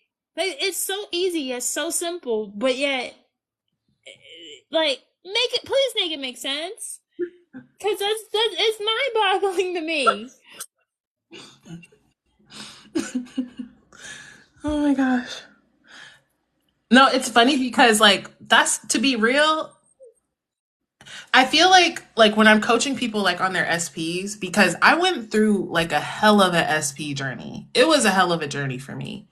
And I didn't have a coach. I didn't have a real ass nigga like myself or Sheila to guide me properly. I didn't have a buddy. I didn't have a community. I didn't have anything but me, myself, and I. And not only that, but I went through so many things at the same time for me to come through it, that's why I'm like, y'all, like I have enough sympathy to where, because I know how it feels being in that, right? I know how it feels going through it. So I have some sympathy, but then I also don't. Because I'm like, if I could come through it on my own with no help, you can come through it with me giving you the exact game, giving you the step by step by step by step thing to do. You know what I'm saying? You can do that. But I can't sit here and go into your brain and tweak your brain to get you to believe that. All I can do is hold and stay in your end. That's all I can do. That's all I'm gonna do. But I'm sorry, like I don't feel sorry. I don't feel sorry for you because I know that it's possible, and I know I it doesn't benefit you for me to see you as a weakling. For me to see you as, oh, poor little you can't do it. Oh, you're the exception to the law. You're the person that can't get it. Oh yeah, people want that shit. You're not gonna get it from me. I'm very loving, but I literally, it's literally my job not to keep you in victim state. So I can't be there and put you on the booby to get some nourishment. I can't do that. Okay? Mom. Not your mom. Not your mom. Not your homegirl. Okay? I'm not here to just co-sign whatever you say and talk shit about whoever. Not that. I'm here to put you to a higher place. And this is where I'm at. So you got to come up here, but I'm not coming down there. I'm not going to join you there. Like, it's, and it's okay. It's okay to go through whatever it is that you're going through, but you got to be, that's why I always say in my lives, you got to recognize a real dawn when you see one. When you realize who you are, what you are, beyond who you are, but what you are, what is being you, you will not bow to circumstances. It's not to say that you won't have a bad day. It's not to say that you won't have, times where you struggle or you come up against things, but you will not bow to circumstances when you know who you are. But you so focused on circumstances and changing this and all of this shit that you haven't even really contemplated who you are, what you are. That's actually the key to everything that you want, is knowing who you are. And when you know who you are, you won't act like that. When you know who you are, you guys, you won't waste your time and your energy and your words and your whatever the fuck on opposite things that you don't want. You will realize, like, y'all, that is something that kept me in negative circumstances because I felt like it benefits me to talk about this. Ooh, I got to get it off my chest. All right, you might got to get it off your chest every now and again. But if you're telling your seventh person about the same thing, you done got it off your chest. Okay? Now you're just perpetuating energy. All right? Now you're just perpetuating energy. And what you could be saying mentally or to them is, isn't it wonderful how everything is working out just the way that I want it? It already worked out for me, right? It's already done for me. I don't have to stay in this. And the victim mentality, y'all, it's so attractive because that is like, that state is the place where some people feel like this is the only place they can receive love, right? Or that they can receive acknowledgement. I'm only seen when I'm a victim. I'm only seen when I'm the poor little me. So I have to tell my limiting story so people feel sorry for me. And if you want to live your life and you want your soul basically validation to be people feeling sorry for you, then keep going around as the victim state. Because you might be feeding off of that little sympathy that they're giving you, but after y'all leave, all they're thinking is, damn, that sucks for her. I'm going on about my life. Like that's it. Like, you have the chance, you have the opportunity to say, you know what, I'm above this circumstance. I can change it. I don't have to need anybody to do anything for me, right? Like, I don't have to need anything to happen. I can just change my own mind and change my own circumstance instead of worrying all about the circumstance, dissecting the circumstance.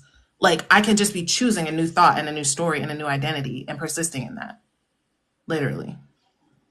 Period. Because that's what it literally is. Like that's literally what it is. Like just persist. Like you fall, you get back up. You learned how to ride a bike. Didn't you fall learning how to ride a bike? Like you got back up, didn't you? You persisted in learning how to ride a bike until you freaking got the training wheels off, unless you're like me, who was kind of forced to be on top of a hill and then got pushed down the damn hill. Yeah, yeah. Not only did I get pushed down the hill, but I got left on the monkey bars by myself until I um actually climbed the monkey bars. I got thrown in the deep end to learn how to swim. Um, I got put into some extenuating, weird things to learn how to do stuff. So my resilience bar is like, it's up here. Okay, it's up here. Um, so I have sympathy, but at the same time, I don't have sympathy because I've seen it all. Olivia has seen it all. It's like, no. And even with like the whole nervous system regulation thing, I'm all for nervous system regulation, yes. However, you as an organism, because at the end of the day, we are forgetting that we are also a cell. We're just literally gigantic cells in human form, okay? We're cells, right? We're forgetting that part. Like, yeah, we're human, but we're a cell, okay? We're at the end of the day, we started as a cell. Remember that. You were a cell at one point. But, okay. Now, with that said, seeing as you were a cell, and seeing as you're now this gigantic cell in human form, you are going to undergo stress. And your body needs that so it can learn how to be resilient. So it can learn new coping mechanisms. Because some of you don't know how to cope through the process. And you rely so heavily on the nervous system regulation, but then it's like, okay, you're relying on that nervous system regulation, but you're forgetting that your body needs that stress so you can learn how to get out of it. The goal is to not have high cortisol levels. You never want high cortisol levels. You want medium. You want to be where there's balance. It's not healthy to have high cortisol levels because that's what keeps you in fight or flight. But you want to be balanced enough where you can get through the life stress. Because at some point, because of life, you're going to have that stress. How do you overcome it? Because constantly being calm all the time is not how you overcome stress. Stop using nervous system regulation as a band-aid all the time. Okay, that is all. Thank you for coming to my TED Talk. The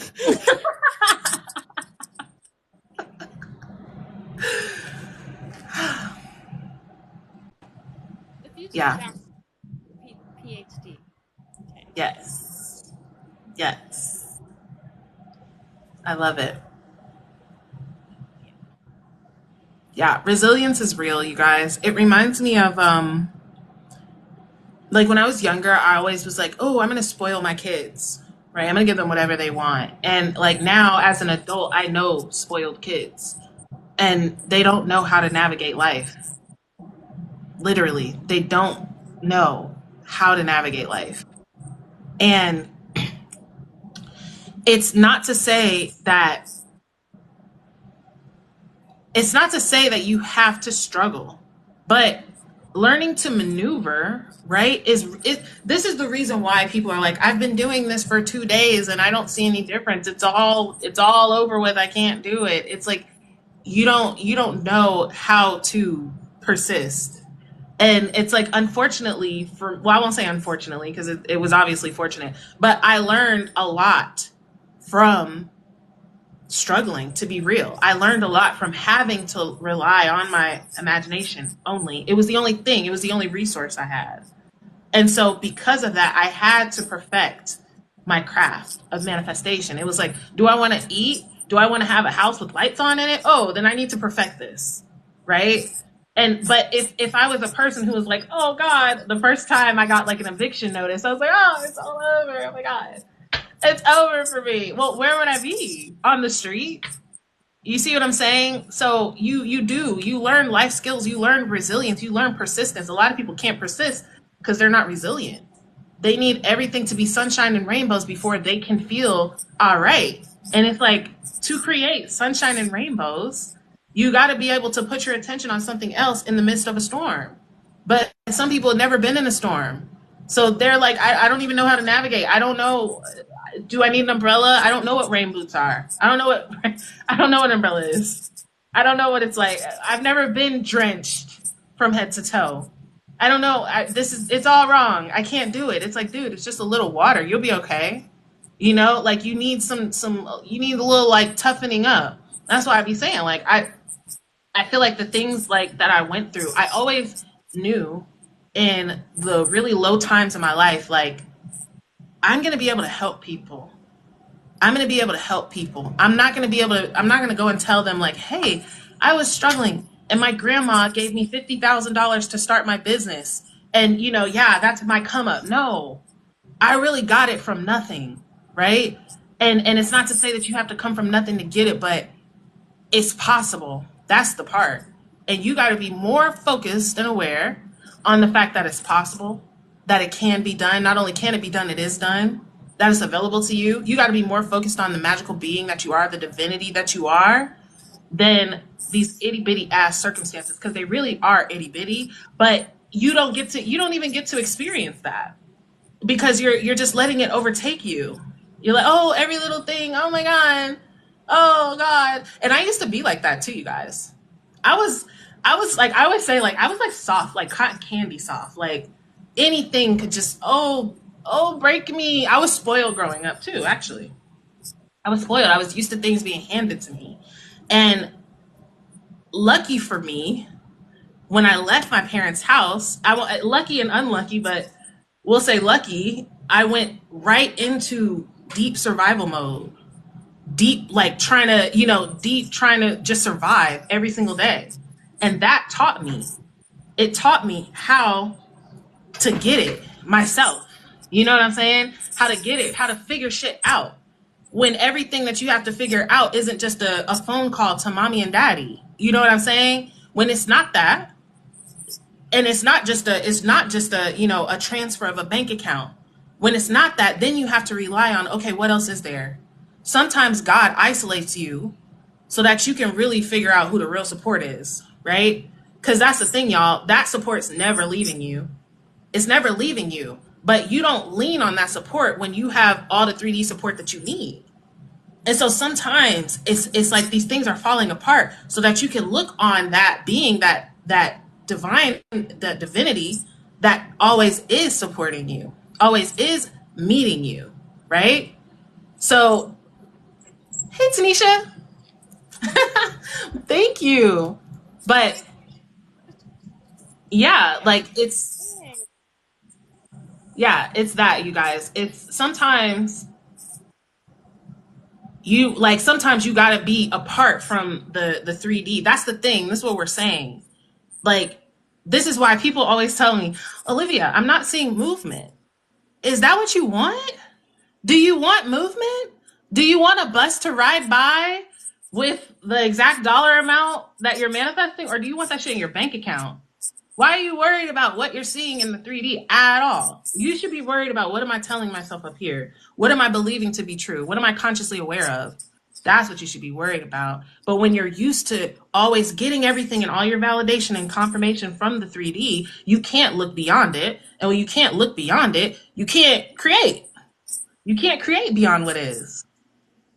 So everybody stop talking about what it looks like and why is it like this and oh my God and da da da da da. What do you want it to be though? Like, why are you wasting your powerful, magical, magnetic energy on what you don't want? It's like Abraham Hicks used to say, it's a buffet, right? It's a buffet.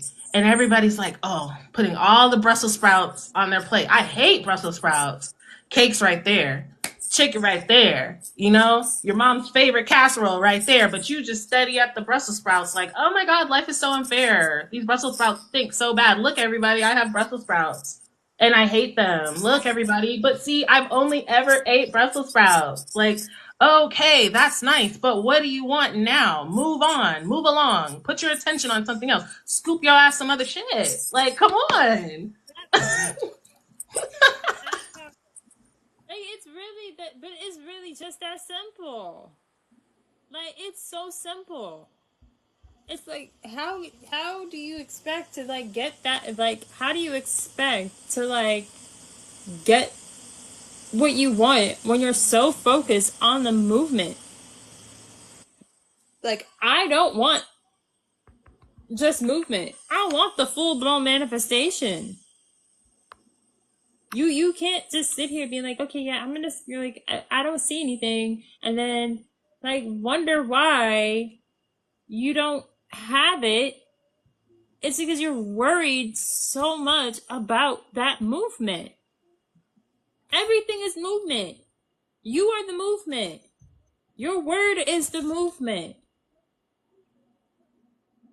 Everything is movement. Every little thing. Your breath is movement. Your breath is movement.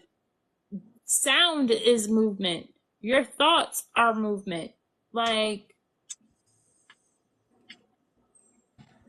that's when you need to just look and just, it goes back to that being. Being, deciding, being, deciding, being, deciding, being, deciding. And being okay whether or not you have your manifestation or not. Not caring if you have your manifestation. Not caring what your SP says. Not caring what the 3D is showing you. Not caring if you have it, whether or not you have the money or you don't have the money. Not caring. There's got to be a level of Rihanna confidence in there and not giving a heck. And that woman don't care. And that's why she is who she is. She don't care. That's why she got two children with ASAP. Okay? Mother is mothering. I don't know if y'all saw her picture that she posted up yesterday, but mother is mothering. That woman, she doing her thing. Use her as an example of embodiment. I think I was gonna do a video on this. I was gonna do a video on this about identity, but I was gonna do it in a way where I was explaining it in terms of acting. So when I was in high school, I took theater. That was my major in high school. That's why I'm so easy. That's why I believe what I say, because I've created characters. So there was this. I did an improv. For one of my classes was improv for theater, and one of the homework assignments that my teacher gave me, Mr. Baruch, I can't believe I actually remember his name. Mr. Baruch gave us this assignment where we had to come up with a character and we had to do a character analysis. And the character that I came up with was, I had this green alien head, right? And I brought it into school and I had matching hand gloves that were green too. Her name was Hot Mama Alien, and she was she came from the planet Why Do You Want to Be So Hot For planet. Her finger was a laser beam finger, and and her finger was a laser beam finger, and she used the finger as a laser beam to do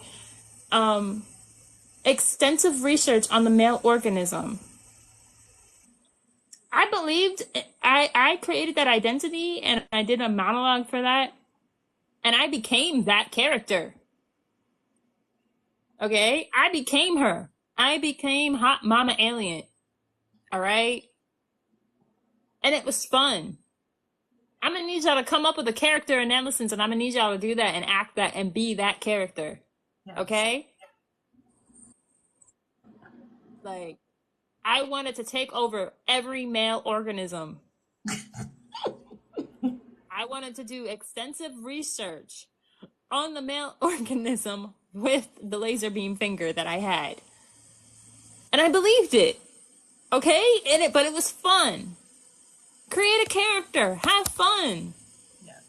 It doesn't have to be hard. Have fun. Come up with the like literally type out put character analysis. Put the name of your character. Put the age. Put this. Put their likes, their dislikes, their favorite color. Like go into detail. Have their thoughts. And then create a monologue for that character and be it. Act it out. And then that's when you become the identity of that character. And because you're doing that, you're now becoming the main character. Acting is so easy. It is like an alter ego. That's why it's so easy for me and so fluid for me to constantly go through the motions. That's why when you see my modeling photos, you don't see the same Sheila in any one of my modeling photos. I don't look the same in any one of my pictures. If you look at my portfolio book, I don't look like the same character. I become that character in that photo shoot, depending on who does my hair, depending on who does my makeup, depending on my wardrobe. I become that. And I embody that. That's why it's so easy for me to flow and go with the flow and be fluid. That's how y'all have to be. Be it, become it, embody it, own it.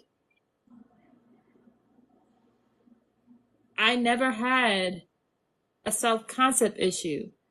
I had a messed up skew of perception of men in relationships. That was my issue. It was never about self-concept for me. Because I already knew who I was. Relationships, men, yeah, that's a different ballgame. Now we're here. Now I can say this.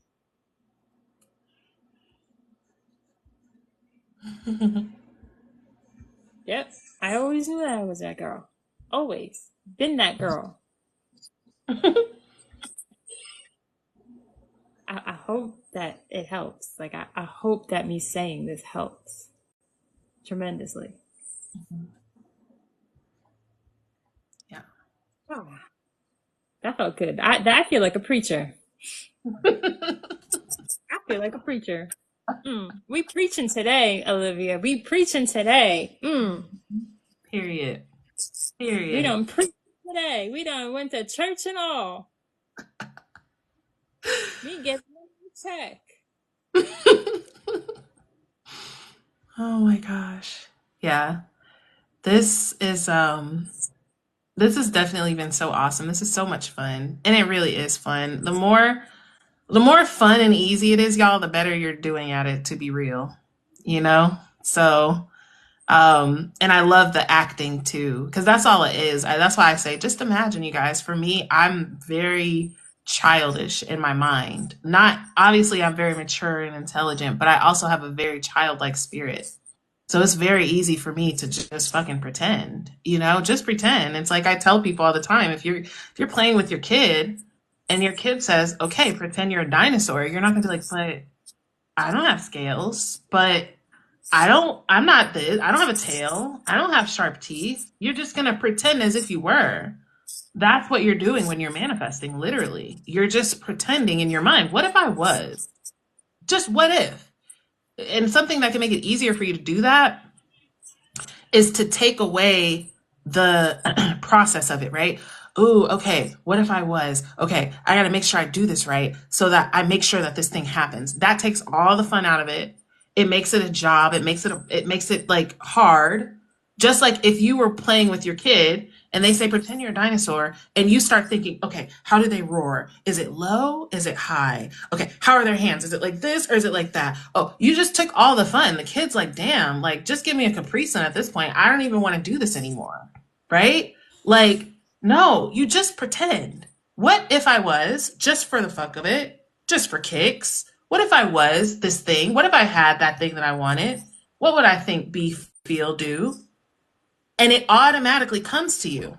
When you add pressure and you say, "Ooh, I have to make sure that, oh, am I doing it right? Am I imagining right? Is this right? Is that right? Is this right?" Then it's not, you can't even get there. You can't even get there. And that's why I say, y'all, just imagine. Just imagine. Ask yourself, what if this were true now? What if I was already in that reality? What if I've been in that reality for like 2 weeks now, 2 months now? What would I feel, think, be, and do? And start practicing that. And it's interesting because I've been talking about like states and self-concept and stuff like that, like rehearsal. When you're affirming, when you're doing whatever it is that you're doing, you're rehearsing that role. You have the picture of the role. You're already cast as that person, but you're rehearsing it. I'm practicing being that, right? When you put on a new state, a new identity, a new self-concept, it might be a little bit uncomfortable. It might be a lot different from what you're used to. You may not know how it feels to be magnetic and mesmerizing when you've always felt overlooked. But if you continuously suggest that idea, what if I was magnetic and mesmerizing? How would I walk down the street? How would I respond to this text? How would I show up on this video? What if I believe that about myself? Not, okay, what if I believe that? And is this going to make me make that happen? And what if it doesn't? And what if they see who I really am? But just what if it was, period. Like, just pretend. Be imaginative. Be an actor. Creating a new avatar, like Sheila said. That's something that like a lot of people that charge lots of money to make you into your new self, that's like the foundation of it.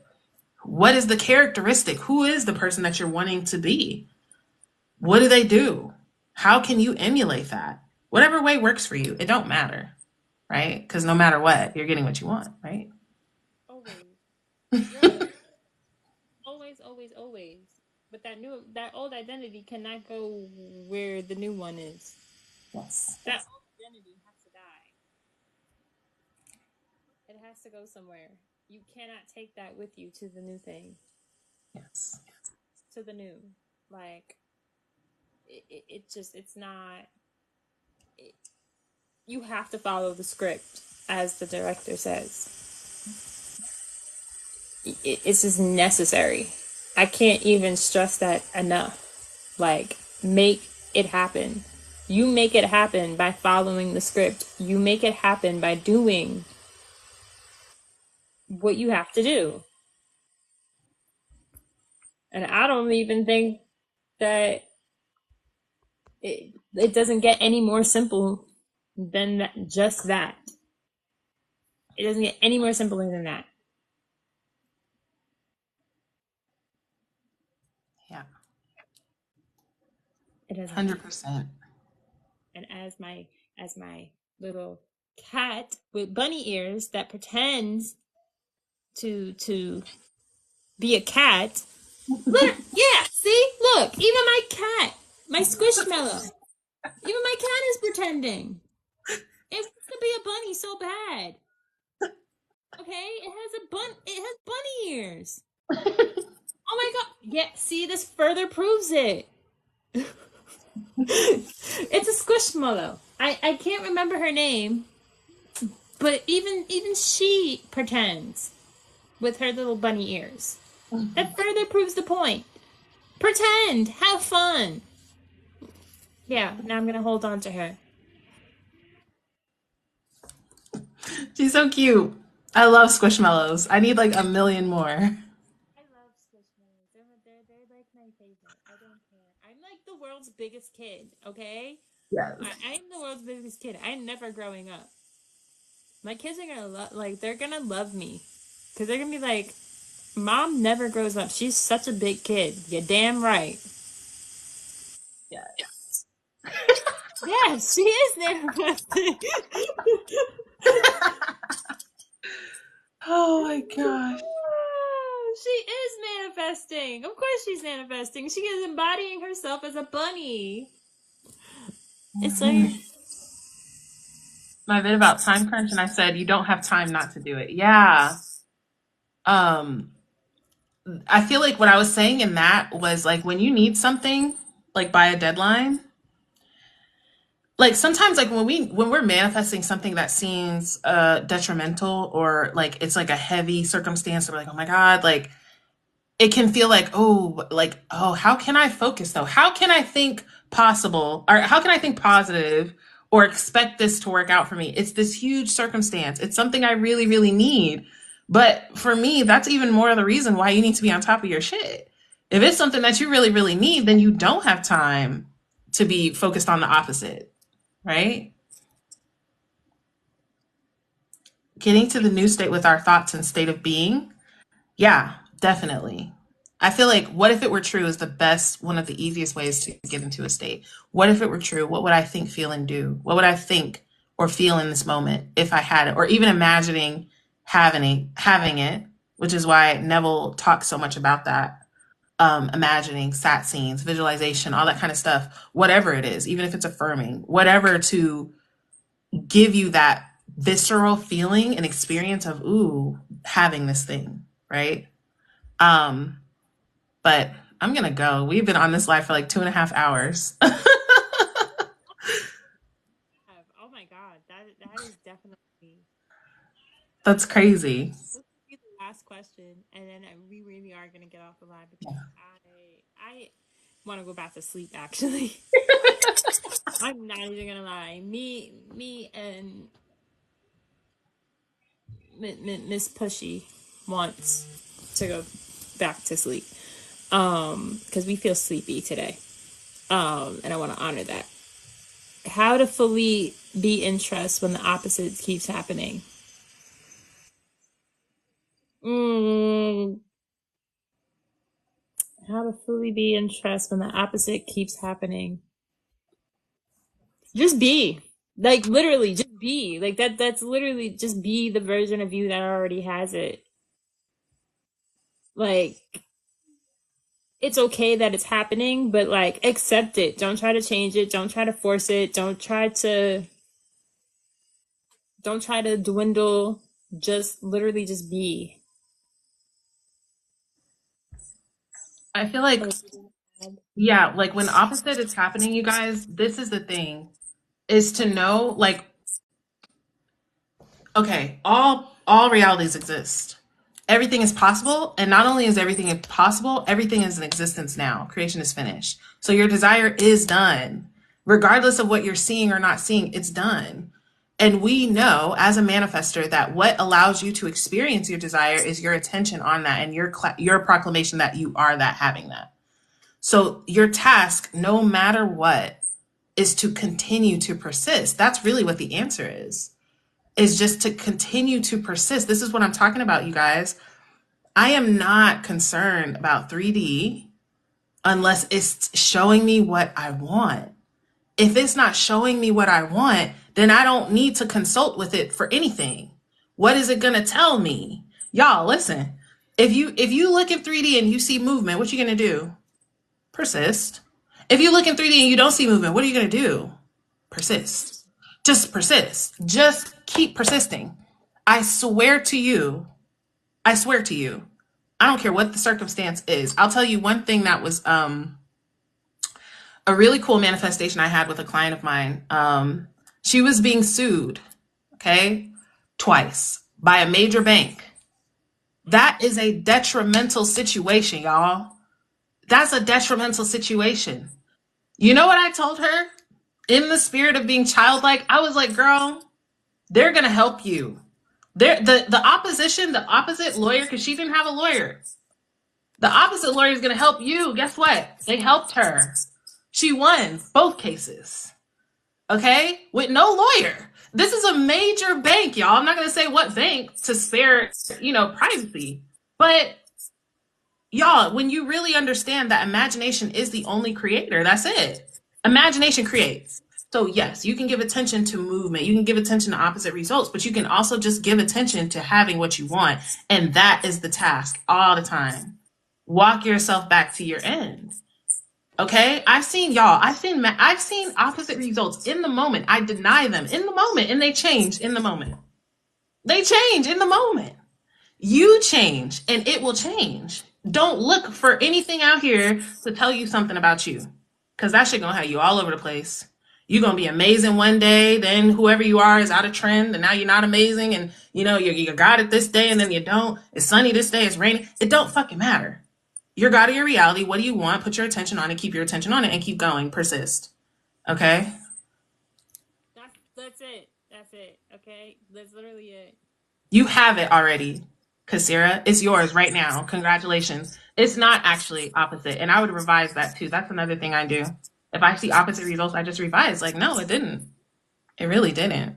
It couldn't have. It can only go one way. All the ways are redirecting to Olivia's way. All the other ways are under construction. They have roadblocks.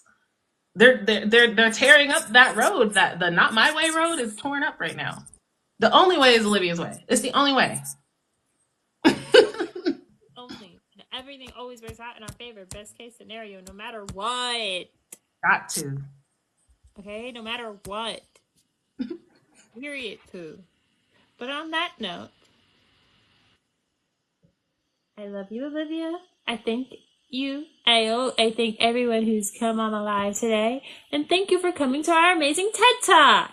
Yay! I love you too, Sheila. You're amazing and perfect and wonderful. Congratulations on all of your wonderful manifestations that are happening right now for you. I'm so excited. I can't wait to see your new place. We'll all be seeing it. We'll all be witnessing. Oh my God, she spoke it. She's there. Watch how a real Dawn does this, y'all. We're watching it in real time, okay? But thank you all for all the love, all the hearts, all the gifts, all the everything. You guys are amazing. And I'm intending that this prospers you all immensely, intending that you all see all your manifestations happen one after the other, bliss after bliss, joy after joy, glory after glory, all that good stuff. But we love you. Have the beautiful sleep, Sheila, and your squishmallow.